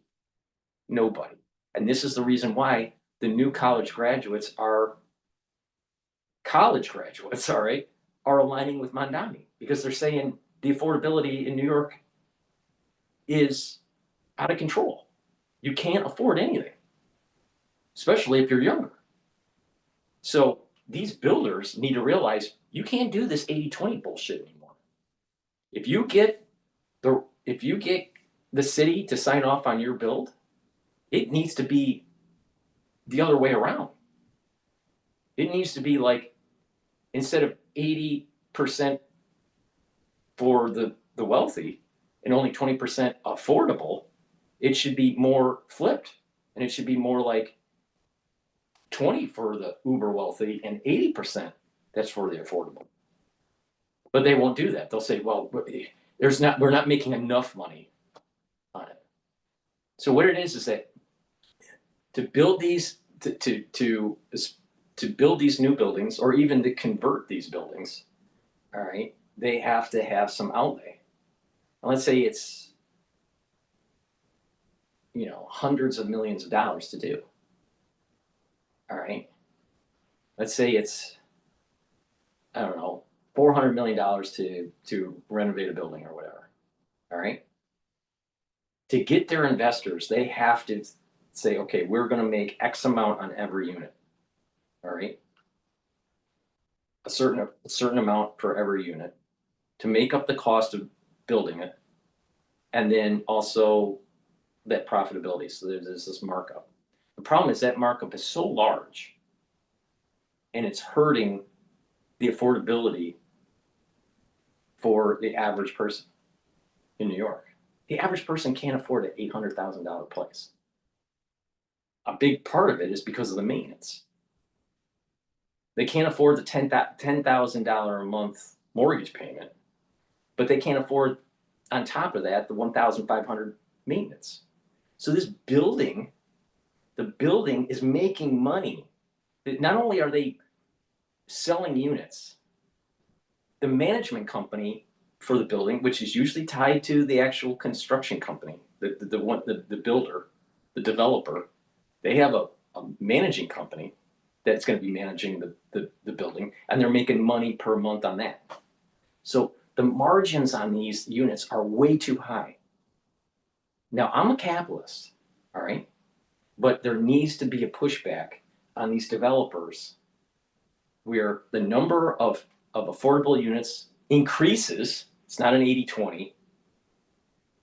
And you don't get to build anything in the city unless you start having more percentage of your buildings to be affordable. And then bring the maintenance down. See, if you can attack that, if you can attack the maintenance to come down by half, and you can bring down the price of the units from 800,000 to 750,000 or 600,000, then you start having the affordability. Now, some of these developers are saying, well, we can do that. We'll just make it smaller so we can have more units in. So instead of having a 700 or 1,000 square foot condo buy, we'll turn it into 300 or 400 studio. And these are for the young individuals that would like to, purchase something at 500,000. Why would you buy something for $500,000 with a maintenance of $1,200 or $1,000 a month for only 350 square feet? This is the problem, and this is the reason why the young are gravitating to Mamdani. The fucking developers are making too much money on it. That's the problem. And the city can push back and say, you don't get the go-ahead for your build unless you change this ratio.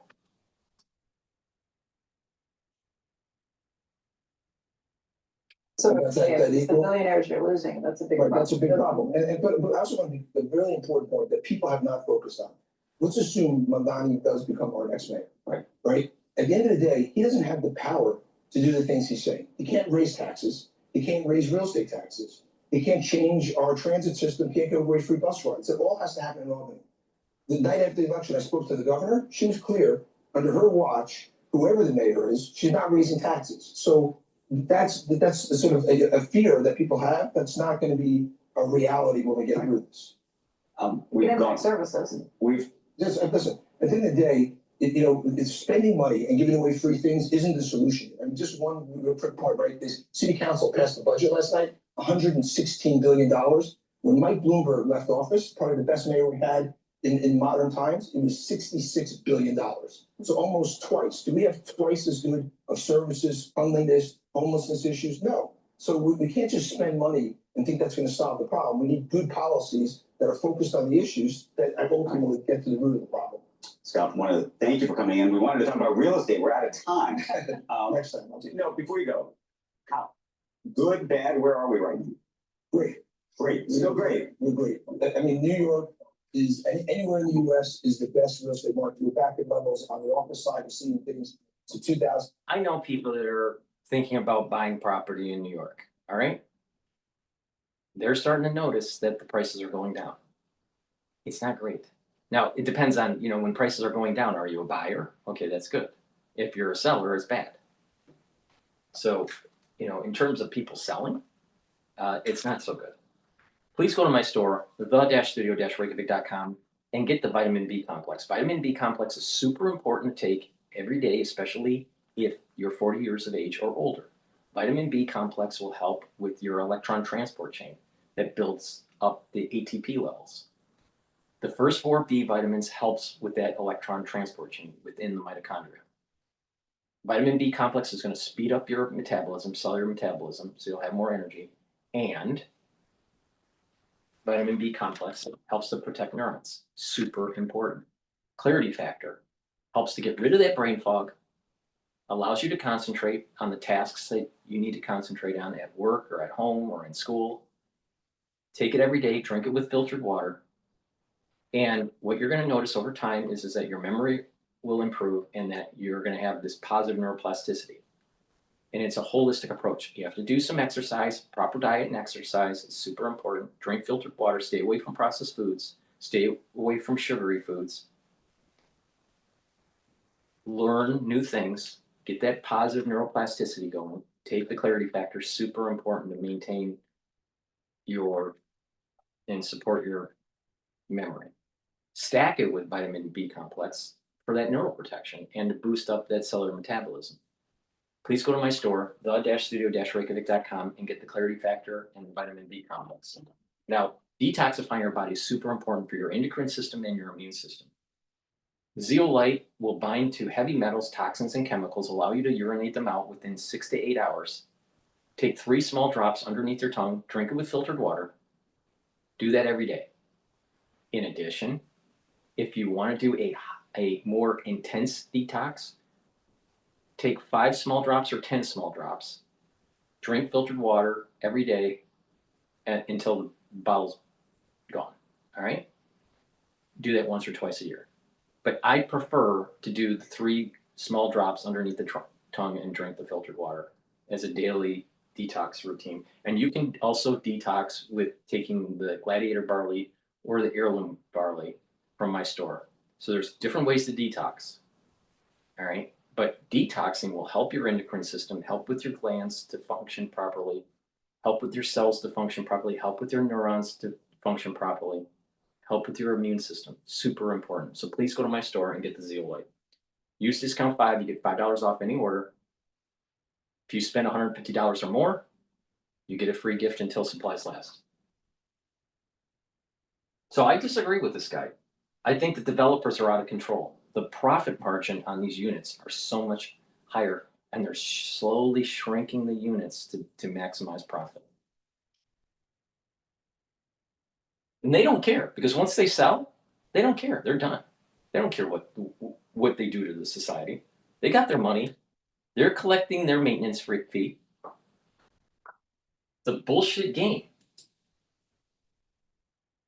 People need to push back. You can be a capitalist and be against the profit margins on some of these developers.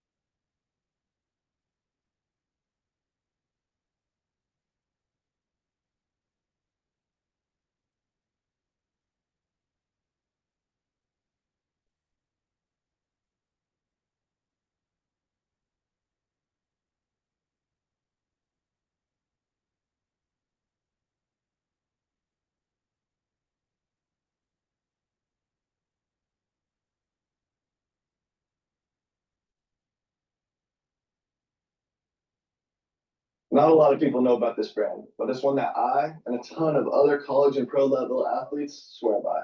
It's called Drip Drop. It's for hydration and what? Mr. President, your beloved New York City. Your beloved New York City may well be led by a communist soon, Zoran Mamdani, who in his nomination speech said he will defy ICE and will not allow ICE to arrest criminal aliens in New York City. Your message to communist Zoran Mamdani. Well, then we'll have to arrest him. Look, we don't need a communist in this country, but if we have one, I'm going to be watching over him very carefully on behalf of the nation. On behalf of the nation, that's a Queens boy right there. And that was President Trump warning he will arrest Zoran Mamdani if he impedes ICE operations. That is, if he's elected as New York City's next mayor. Now, as I talked about in my monologue before, New York City mayoral candidate Mamdani, he's as fake as his accents. He's an artificial candidate created to usher in communism, a carefully crafted communist, presented in a nice, sweet package, but nothing about him is organic or grassroots, including his donors. With me now is the man who uncovered and analyzed all the data and all the numbers behind Mamdani's campaign. He's a forensic accountant, Sam Antar. If you recognize Sam, that's because he's the same guy who uncovered Tish James, New York Attorney General, we'll use the word alleged, her alleged fraud. Welcome to the Chris Salcedo Show. So Sam, this was a lot of work. This was a lot of work that you did, hundreds and it's my fault. What were you to go? Because I was on the air with you and we were talking about Tish James and the numbers and everything. He says, why don't you look for more corruption? And you gave me the direction. Because of your missing sunsets, I'm not caught in the rain, it's your fault. It's my fault. Okay, so how can it possibly be that this guy has such a huge coffer, millions of dollars? You were able to uncover that not a single donation came from like a regular person. How's that possible? Well, first of all, let's talk about sources. I downloaded all the information from the New York City Board of Elections website. It's available to the public. It was a 27,000 row spreadsheet, okay? Taking up over 500 pages. I looked at it both myself. I said, what? There's something wrong here. Maybe I'm missing something. Maybe whatever. There's no way that every dollar came from bundlers. A bundler is a person who is a professional. Raises money for the candidate, right? So I run it through Excel tools, I run it through 3 different AIs, and I came up with the same conclusion, and then I still didn't test the AI again. So basically, you have 27,600 and something lines, okay? 70 of them or so were not attributed to bundlers, and the total from those lines was 0. Zero. 0, 0, 0. Now, when you look at it, you say, okay, the guy has 4.5 million people on social media between YouTube, Instagram, Twitter X Twitter, and Facebook and whatever, right? And they all tell you, go to the Mamdani campaign website, where, you go and you fill out a form and you donate money. And the form, if you look at the source code, which I did, okay, look at the source code, the money goes right to New York City Votes, who keeps track. Was it bundled money? Was it this? Was it that? Right? Now, based upon the data, okay, all of those commercials, all of that beautiful media coverage that he gets, they slobber over him. Based on all of that, the social media stuff is scripted appearances. Not a single dime ends up in his campaign coffers as a result of all of his appearances. It's all bundled money. Now, it's kind of like a TV show with great ratings. They play the commercials, but nobody buys the product. He's a lab rat, okay? He was engineered in the lab, made for television, okay? But he gets no grassroots results as far as it concerns money. His bundler raised, one single bundler raised 94% of the $1.7 million that he raised from his base. He had another $1.9 million that he raised from PACs on top of that. This is not a grassroots candidate. Now, his bundle, by the way, raised 35% of overall bundler funds attributed to all candidates across the city. And he was 10 times more than the second place bundler. And so this bundler, we're not going to say who he is, but he is known. He is an avowed socialist. This is a guy who's a professional who makes it his priority, his business to get these type of candidates. What gets me is, how come none of his money is organically generated? There's the website. He can be defeated. So that means he can be defeated. Who's giving him the money? It's all bundled. It's all bundled. It's all professional funds. Yes. Do you think this guy they created him in the lab? He is a manufactured candidate because if New York City falls, the rest of the country will follow. Right. But you notice his appearances, they're all scripted. All very, very carefully scripted. Even when he cries, it's scripted. He's a phony. He certainly is. He's a phony and a fraud. And a bad. He is. And you think he can be beat? I think he could be beat, but I'm just a numbers guy. I go through numbers. And don't give me any more numbers to go through.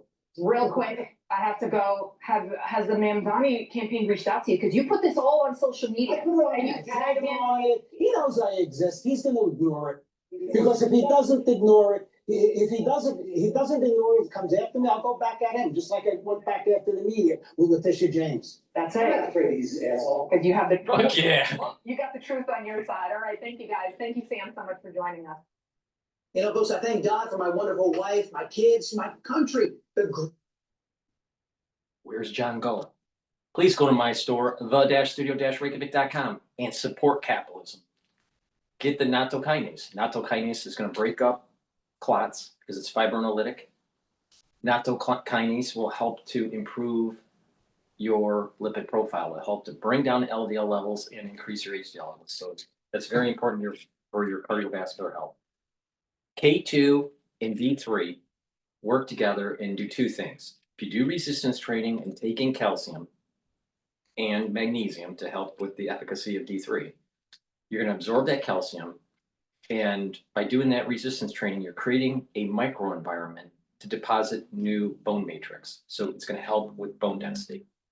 Also, D3 and K2 will help to pull some of that calcium depositing around plaque formation and reduce calcium depositing around plaque.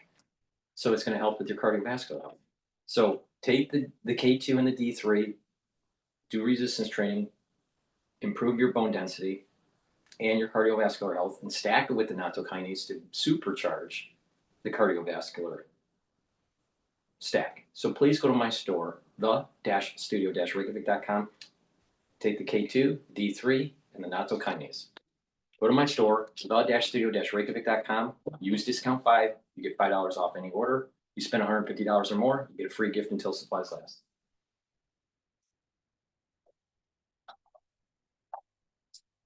This week, Microsoft announcing it is laying off nearly 4% of its workforce as it tries to refocus more on AI. CNBC contributor Mikhail Libram is Silicon Valley-based journalist. She joins us live this morning. We've also got CNBC's Steve Kovach here at the NASDAQ. Is this the beginning? We got the jobs number later, so that actually sort of plays into this whole situation. Do we believe that AI is the reason? I think it's excuse, maybe not a reason. I look at like what Mark Benioff said the other day. He said 50% of our work right now is being done by artificial intelligence. If that was true, we'd be hearing about massive layoffs at Salesforce. We'd be hearing about huge improvements to margins and so forth. But we're hearing it increasingly. The Journal did a story on this yesterday, guys. They said, you know, saying the quiet part out loud. Ford CEO is talking about it now. We had Andy Jassy from Amazon talking about it. Those Microsoft layoffs, though, yesterday, no word of AI. They did talk about efficiencies and things like that, leveraging technology, presumably AI, but it was mostly just getting rid of middle managers. AI can't replace that. Mikhail, what do you think? So I agree, but I don't think the only options are AI or BS. I think there's a truth somewhere in the middle too. So while I don't believe that these are job losses due to AI, that AI is taking over jobs, and yes, totally agree that we would see a bloodbath if that was really starting to happen. I do think it's the result of the company reorganizing itself around AI, and we saw the same phenomenon in other technological transformations. 2014, Microsoft shed 18,000 jobs as they were making the transition to really focus on mobile and cloud. And so this is kind of a natural thing that happens with Silicon Valley companies when we're going through one of these big technological transformations and reallocations. But if we were having this conversation 12 months from now, do you think we're going to see a lot more of this, and will it be much more severe? I think so. I don't know about more severe, but I think, Microsoft has now gone through several waves. Maybe there'll be more, maybe not. By the way, the cuts are really across the board, both geographically and across different divisions. Definitely hearing about some cuts on the Xbox side, various gaming studios. So they're across the board. I do think we'll see more of them, but that said, again, I don't know a single software engineer out here who's actually lost their job to AI. And even if 20 to 30% of the code is being generated at Microsoft now by AI, software engineers do a lot of things. They're not just constantly writing code nonstop. I asked a friend of mine just the other day, who's a software engineer out here, how much of your time are you actually giving off to The point is that you'll need less coders. So those ones that are experienced coders and the ones that are coming out of college in computer science, there's not going to be as many jobs for you because the AI is an assistant for writing the code. So instead of having 100 coders, you may only need 50 for your organization. I'm just using that as an example. Something similar happened during the early days of CAD, computer-aided design. For an automaker before CAD, you had to have thousands of draftsmen drafting parts for a vehicle. Then CAD started coming in and you needed less of those draftsmen. So certain parts were CAD'd out, others just had typical draftsmen doing it. And it slowly took away the manual draftsman. And then these individuals had to learn a new skill and be able to draft, create car parts and car assemblies in the computer. And over time, there were no draftsmen, manual draftsmen. It was all done on the computer. And then you add in 3-dimension capability, and the computer really reduced the number of draftsmen you needed. So instead of 1,000 to design a car, you only needed 400. Same thing's going to happen in code. AI, you will not need. you will not need as many coders. And because there's so many experienced coders out there, they will take the lion's share of the jobs that are still available. You'll need coders, but you won't need nearly as many. I mean, you could probably go down to 40% in the next couple of years. 40% of the code base will still be employed. All right, the jobs. That means 60% are going to be laid off. Now, what are they going to do? What are they going to do? See, it's a little bit different than what happened during the draftsman days, converting to CAD. They could learn a new skill and get re-employed, right? Even though there were less jobs available. But then what happened is that more vehicle lines could be designed.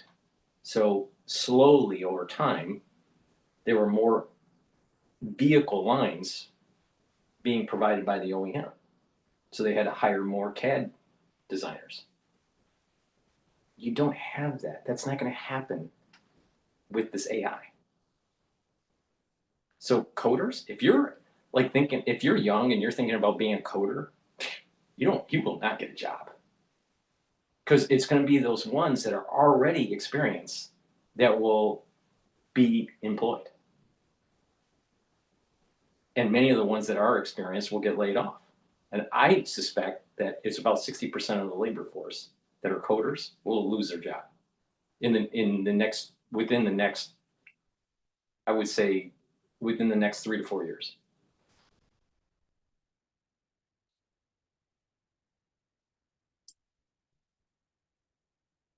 Coding, and she said about 10%, they're checking the software, they're testing it, they do a lot of other things. So I do think that there's going to be a lot more, in other companies as well. I don't know about Microsoft, more of this restructuring and reprioritization, but not a huge. So what's going to happen is the code, there's going to be an assistant. You're going to have less coders that are working with the assistant. They create the code, and then you're going to have that coder, a human coder, being more of a quality assurance. That's what she's talking about, quality assurance. Okay, but do you really need it? If there's hundreds of thousands of coders right now, pre-AI, why do you need so many coders if you have an assistant AI that can make the code rapidly, like within minutes? Because how these coders work now is you work with an AI assistant and you chunk it. You tell it, I want you to create code for a particular language to do this function, and they cut and paste it into their compiler. Now, of course, they have to do a quality assurance. They got to make sure that everything stitches together when they're cutting and pasting. But that's what the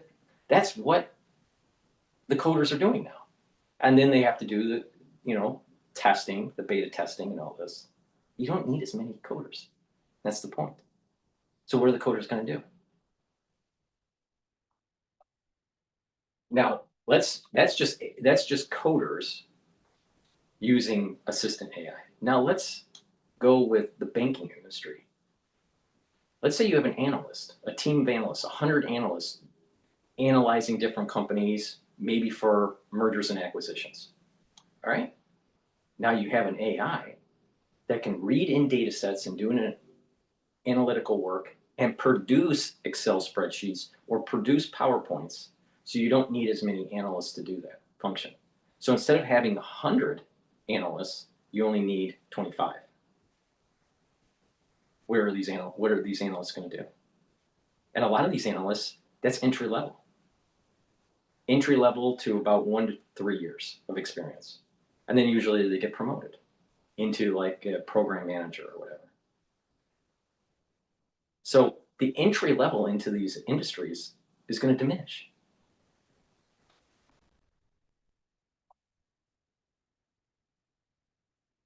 Due to AI anytime soon.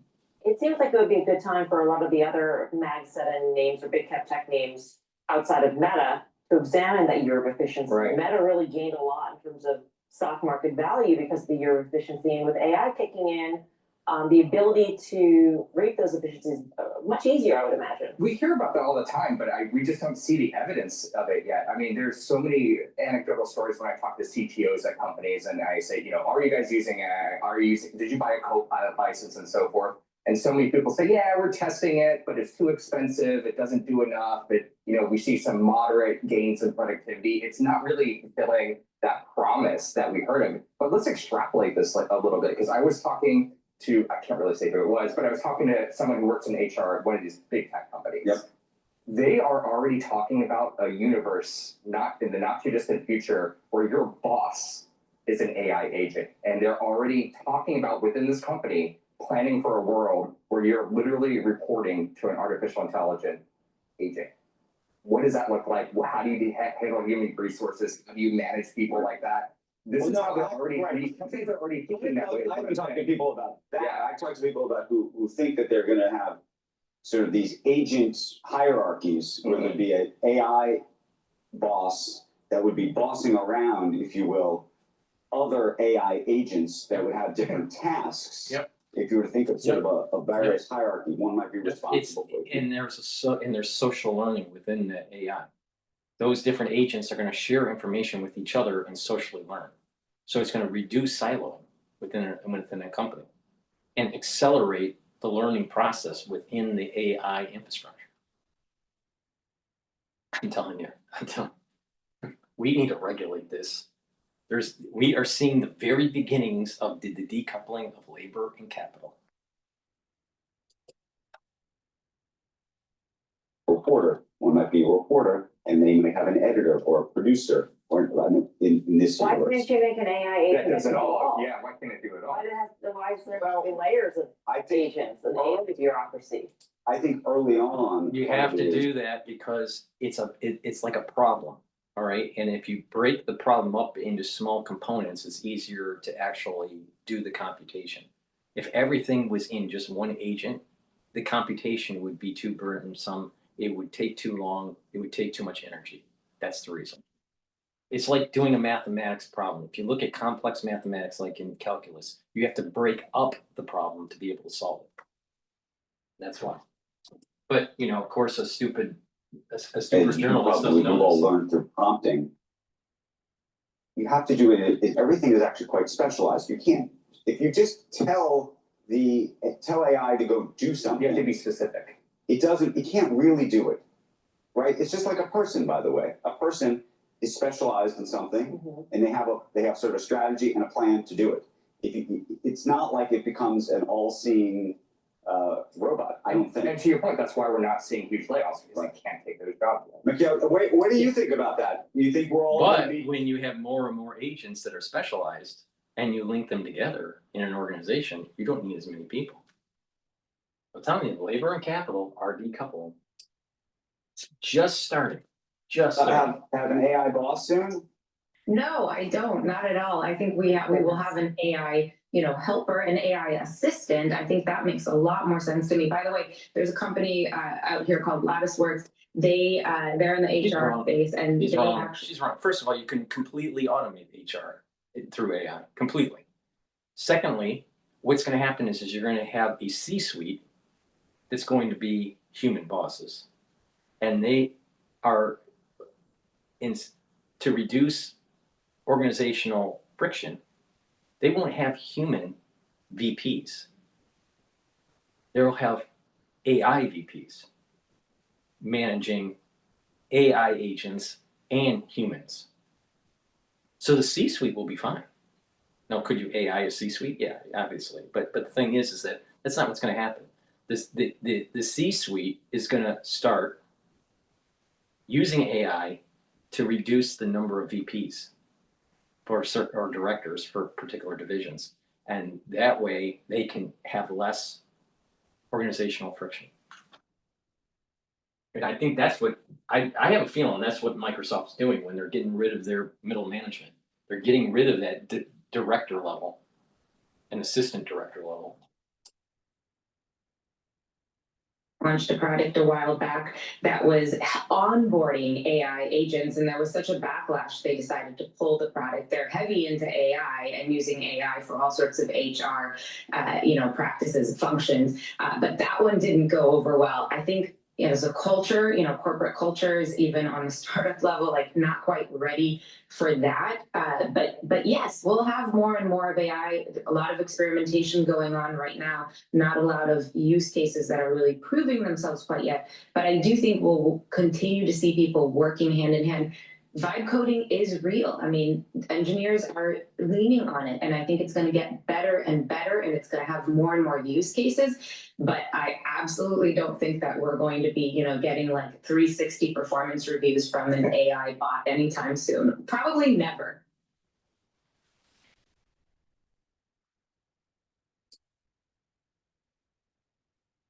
Please go to my store, the-studio-reykjavik.com, and get the Myotrol. Myotrol helps with the gene expression of build muscle. It has polyphenols, flavonoids, and lignans to help with that gene expression. This Myotrol will also help with the health of your mitochondria so you have energy to maintain and build muscle. So take Myotrol, especially if you're age 40 or older. If you're an athlete, taking Myotrol will help with your fitness for your sport.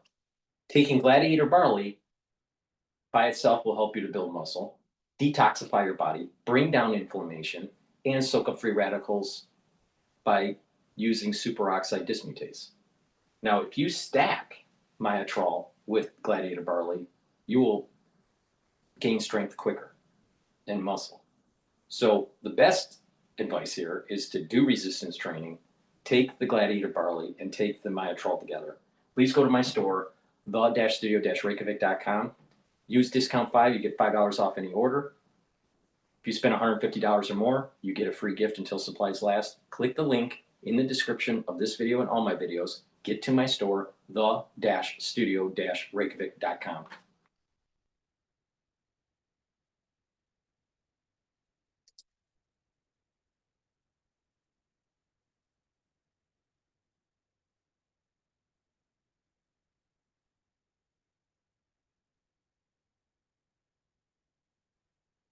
Socialist mayoral candidate Zoran Mamdani wants to bring New York City back to the 70s and 80s.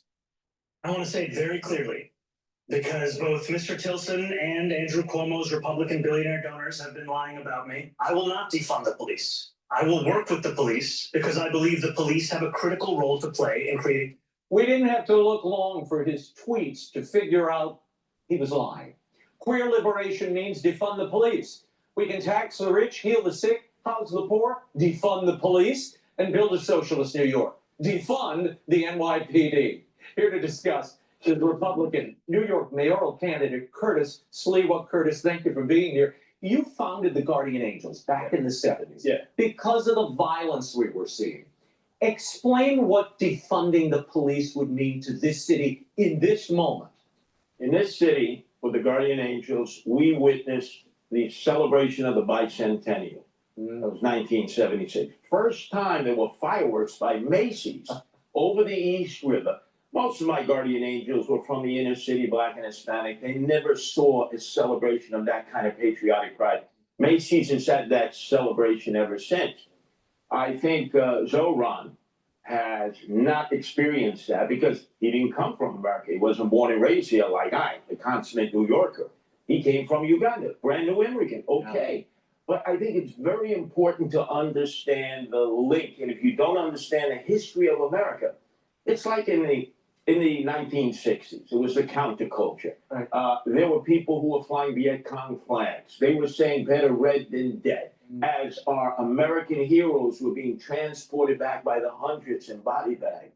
It was a difficult time because we couldn't understand why other Americans would attack America and our servicemen. But I'm seeing this happen all over again 60 years later. I'm the patriotic candidate. I'm the one who is based in the American flag. In fact, you know where I'll be tomorrow? Where? The longest running 4th of July parade in the nation, Travis in Staten Island, where patriotism lives. I love it. Okay. Mamdani has celebrated his background as a Muslim immigrant. But this broke just before the show. According to the New York Times, He identified on his college application as Asian and African American. He doesn't consider himself black, but said the application didn't allow for the complexity of his background. What do you make of that, Curtis? Well, I do know he is a practicing Muslim, and I've advised our colleagues, of which there are many on our side of this issue, because we know Zoran will destroy this city. Do not attack his religion. Leave the religion alone. If you don't want to see him elected, there are 1 million Muslims in New York City who can vote. Many of them with conservative values, many of them who voted for Donald Trump for president. So you But can he's made criticize, that background the center of his campaign. but you can criticize him as being a communist, socialist, anti-Semite Czech, but leave the religion alone. Now, he would consider himself Southeast Asian, although he's of Indian heritage, his mother and father, he grew up in Uganda. So I guess you could sort of put it in the blender. I don't have a problem with how he self-identified. Last week on this show, I have to get to this. You said you would join forces with Eric Adams if it meant beating Mamdani and sparing the city that candidacy. Have you heard from Eric Adams? How's it going? You understand satire. You understand. I live for satire. Understood. That's why I asked it. It was satire. It was tongue in cheek. I should have never said that. There is no way. You would not do a coalition candidacy with Adams. How could I work with a guy who is last in the polls? That's Eric Adams. Okay. Who is behind me, Andrew Cuomo, and Zoran. So maybe Eric Adams should drop out of this race. He's last in the polls. Would you join forces with Andrew Cuomo if it meant defeating Mamdani? That would be like putting 2 scorpions in a brandy glass. It's happened before. Look at the polling. He's at 35%. Put the Right. poll back up, guys. I lost it. Andrew Cuomo's at 29. You're at 16. I could. You might be able to do a combo here with Cuomo. Wait. Look, if John Adams and Thomas Jefferson can get together, you can. Excuse me, we're not at Wendy's doing a combo here. I'm running for mayor, and I'm running until November 4th. I'm the only consummate New Yorker. They're all from out of New York. I'm the only born and raised, patriotic, running Republican for mayor in New York City, and I'm not leaving this race. There'll be no unity ticket. I will beat Zoran. Okay, you heard it here first, Curtis Lewa. Happy July 4th. Thank you for being here. Hey, Sean Hanley. I think Adams has a slight advantage over Mamdani as long as Democrats and Republicans can rally for Adams. Just slight lead, all right? But it's going to be close, and Mamdani might win. I was talking to someone that's younger, and they're, aligned with maybe some of the philosophies of Mamdani, and I'll tell you, that younger generation has been hoodwinked to believe in this socialistic rhetoric, and it's because of what they're being taught in school. Please go to my store, the-studio-reykjavik.com. Get the heirloom barley. The heirloom barley can help to detoxify your body, bring down inflammation, and soak up free radicals through superoxide dismutase. This is a protein powder. Take it every day. This is a month's supply. Mix it with soft foods, filtered water, a smoothie, or even milk, but take it every day to detoxify your body, bring down inflammation, and soak up free radicals. Also, get the Boomer Boost. Boomer Boost is super important to take every day. It has a very comprehensive compound profile here. Take a look at the label on my website, the-studio-reykjavik.com. Boomer Boost has 68 nutrients. It will help to target certain systems like your cardiovascular system, brain function, musculature, boost up your energy levels, and rev up your metabolism. You will notice the difference after 72 hours from taking this. You're going to have a lot more energy. You're going to have more vitality. You're going to have a steady burn of energy throughout the whole day. You're going to be able to sleep better. You'll get rid of that brain fog. You'll be able to concentrate. When you do resistance training and cardiovascular training, you're going to notice added gains. You're going to recover from your workout quicker. This is magical stuff you should be taking every day. This is a month supply. It's a powder. You mix it with soft foods, filtered water, milk, or a smoothie. Take it every day. It's a great way to control your A1C levels, and It is a great way to lose weight if you want to lose weight. If you're trying to lose weight, take it for your breakfast or for your lunch. And you're going to notice you're going to have a safely weight loss until you get to your target weight. So please go to my store, the-studio-reykjavik.com, get the Boomer Boost. It's a great way to get healthy. And if you do the holistic modalities that I've been telling you, like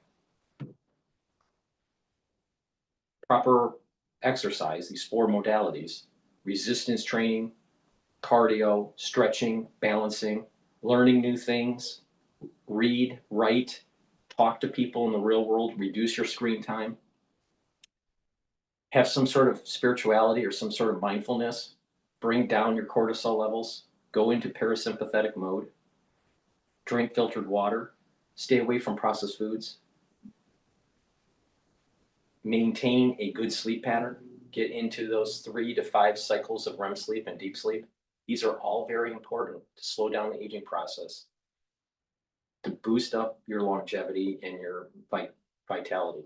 So please go to my store, the-studio-reykjavik.com. Use discount 5 and you get $5 off any order. If you spend $150 or more, you get a gift until supplies last.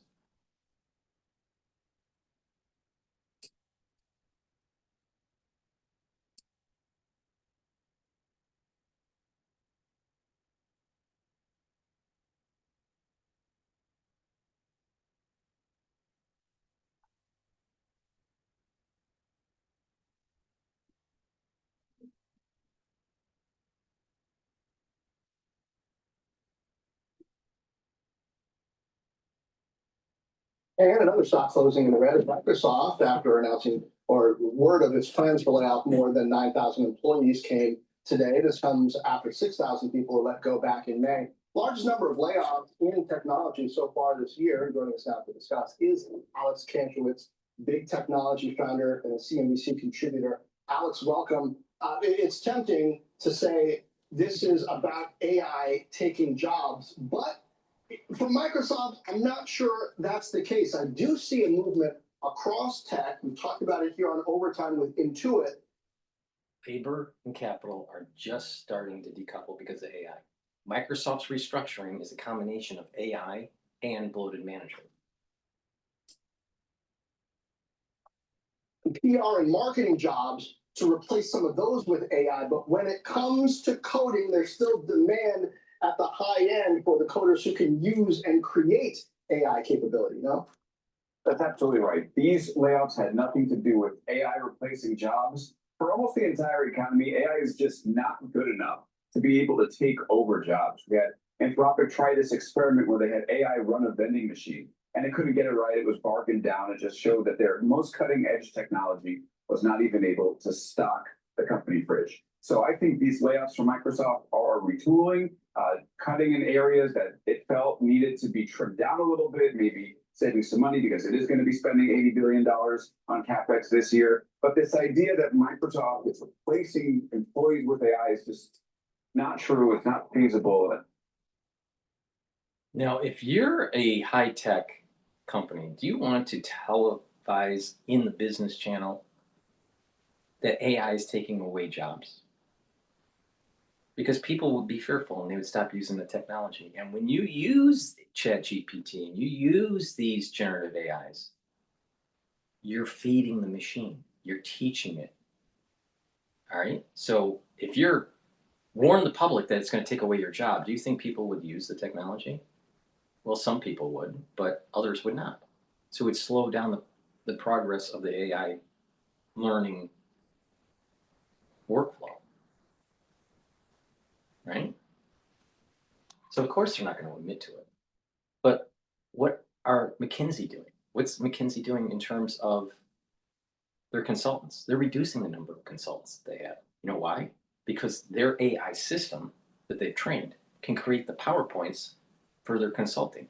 So they don't need as many people to make the PowerPoints. So it is getting better. And again, it's at that, I think it's attacking 2 different areas of the economy. One, the coders. You need less coders because you have an AI assistant. But the other side of it is that it will be able to generate analytics, summarize those analytics with high accuracy. So you don't need as many analysts to do the analytics, to make the PowerPoints, to make the Excel spreadsheets. So McKinsey is hiring less consultants. So it's happening. It's starting to happen. Really not the case today. But I do think, Alex, that some of these companies are replacing certain work with AI. It's causing them not to need to hire entry-level employees to do grunt work, and it's causing expectations of existing employees to shift. Sridhar Ramaswamy over at Snowflake has told me, and I think said on the call, that he's really pushed his coders to use AI more to increase their productivity, maybe not replacing jobs so much as keeping them from needing to hire as many more people, right? Yeah, that very well could be the case. I was speaking with the head of revenue at one of these big labs just a few hours ago, and asked how many companies are. So when people are coming out of college, where do they get their jobs? They have this high debt because of education. How do they pay for their housing? How do they get food? So a company is increasing their productivity and improving their margins, but there's a beginning of the decoupling of labor and capital. Now the people that have jobs will go, well, my job's protected. Really? Because eventually your job will be taken over by AI. If it's taken over the entry-level version, it'll eventually take over the ones that are more experienced. It's just a matter of time. And better yet, it's a matter of circumstance. These companies will start the major structural unemployment when we go into the recession. When we go into a recession and there's layoffs, there'll be layoffs and there will not be rehiring, and that's structural. Oh, it's just the entry level right now. Oh, just wait. It's going to happen. It's going to happen. There's going to be a decoupling of labor and capital. And there's going to be more and more people pushing for socialism after that. So people need to push back and say, well, wait a minute. Eventually, you're going to take the experienced jobs away. And what happens when you don't hire younger individuals? They're not going to have the skills to work in corporate America. They're not going to have the skills of their discipline. They're not going to develop these soft skills and getting job experience. So you're going to have a unemployed or underemployed population that's educated. Does that sound like a more efficient society? Well, it may have been efficient for the company. And so your stock price goes up because you told Wall Street, you don't have to hire as many people. So your margins aren't at 20% for profit. Your profit margin isn't 20%, it's now 35%. So your earnings per share goes up. And so people buy your stock. But then the recession comes eventually. And you start laying off people. And people aren't buying goods and services. So the overall economy starts to falter because people aren't being hired and part of that whole flow of consumerism. So instead of having a 17 or 20% multiple earnings per share, they'll go down to 5. So you may have a stock price that's at a market cap of, let's say $100 billion. Maybe it goes down to 50 billion. So if you're a shareholder, you just lost half your value. There's a negative feedback loop because of this decoupling of labor and capital that's going to actually hurt the shareholder. But it takes a while for that to happen. At first, the first stage of this, there's going to be an increase in share price because of efficiency. But if you get enough of these companies doing this, what will happen is that the overall economy starts to falter, goes into recession, and people aren't buying goods and services. And so the multiples will start to come down. Instead of at 20, it'll go down to 15 times earnings. And then because it's a structural unemployment and more implementation of AI, it'll go down to 10. And so you're going to see a drop of these companies' share price. Now, the way to play this, if you're smart, if it happens like I think it happens, you ride it up You buy shares in a broad index, stay away from individual stocks, buy into broad indexes, buy into commodities, all right? And you're riding this up. It may take 10 years, but right when that recession happens, you start shorting. You start shorting and you make money on the way down. And then you accumulate cash and you'll be okay. That's how you're going to survive this bullshit.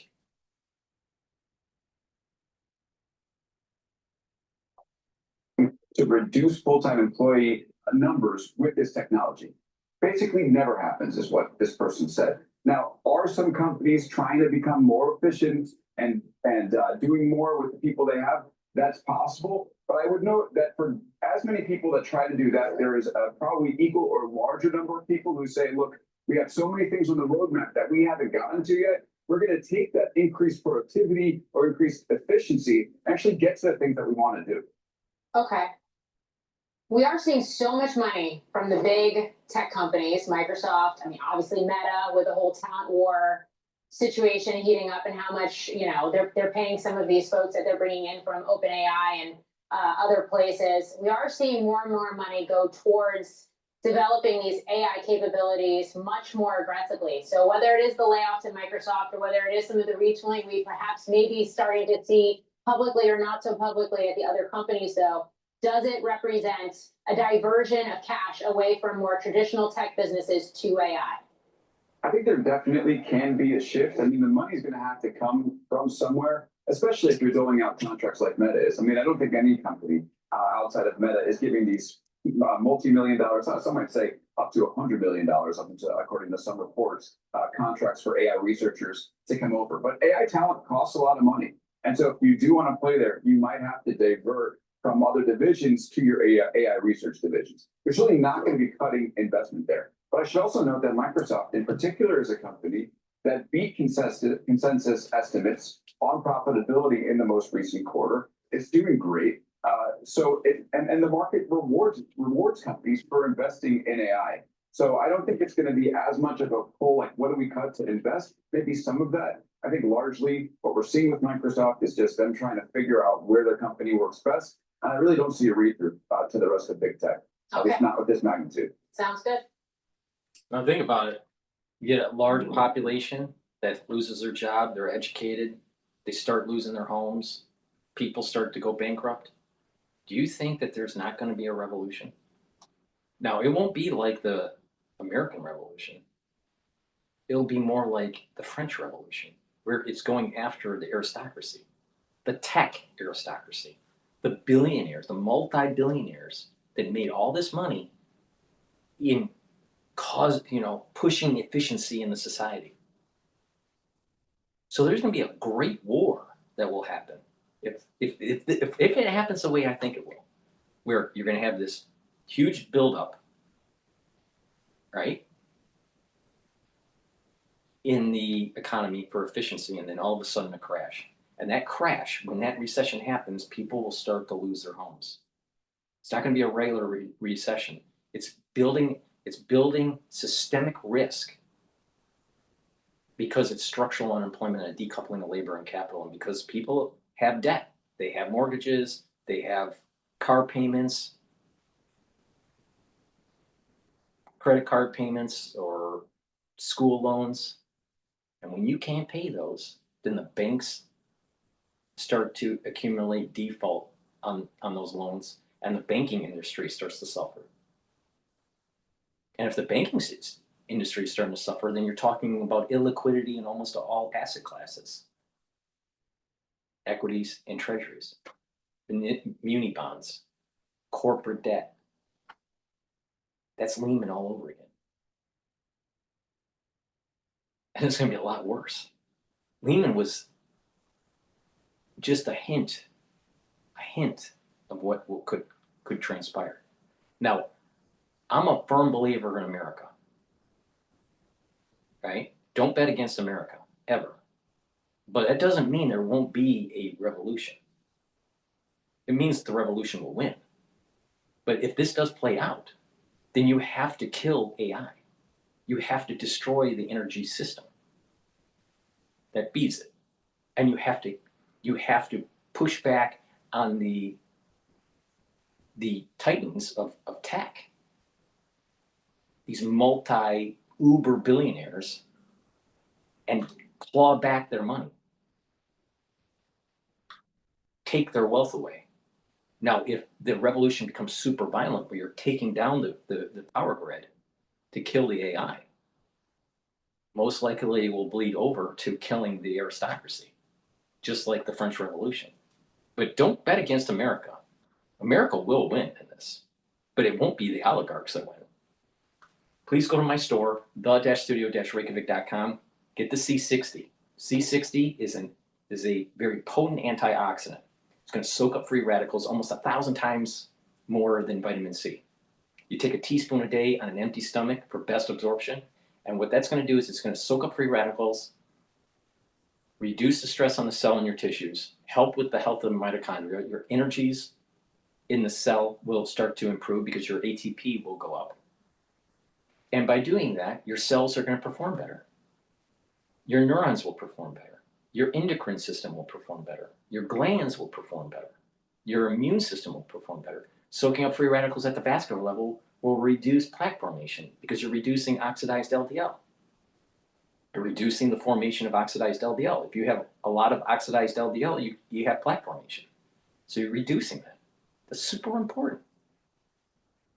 In addition, you can get it in a 2 ounce, a 4 ounce, or an 8 ounce configuration.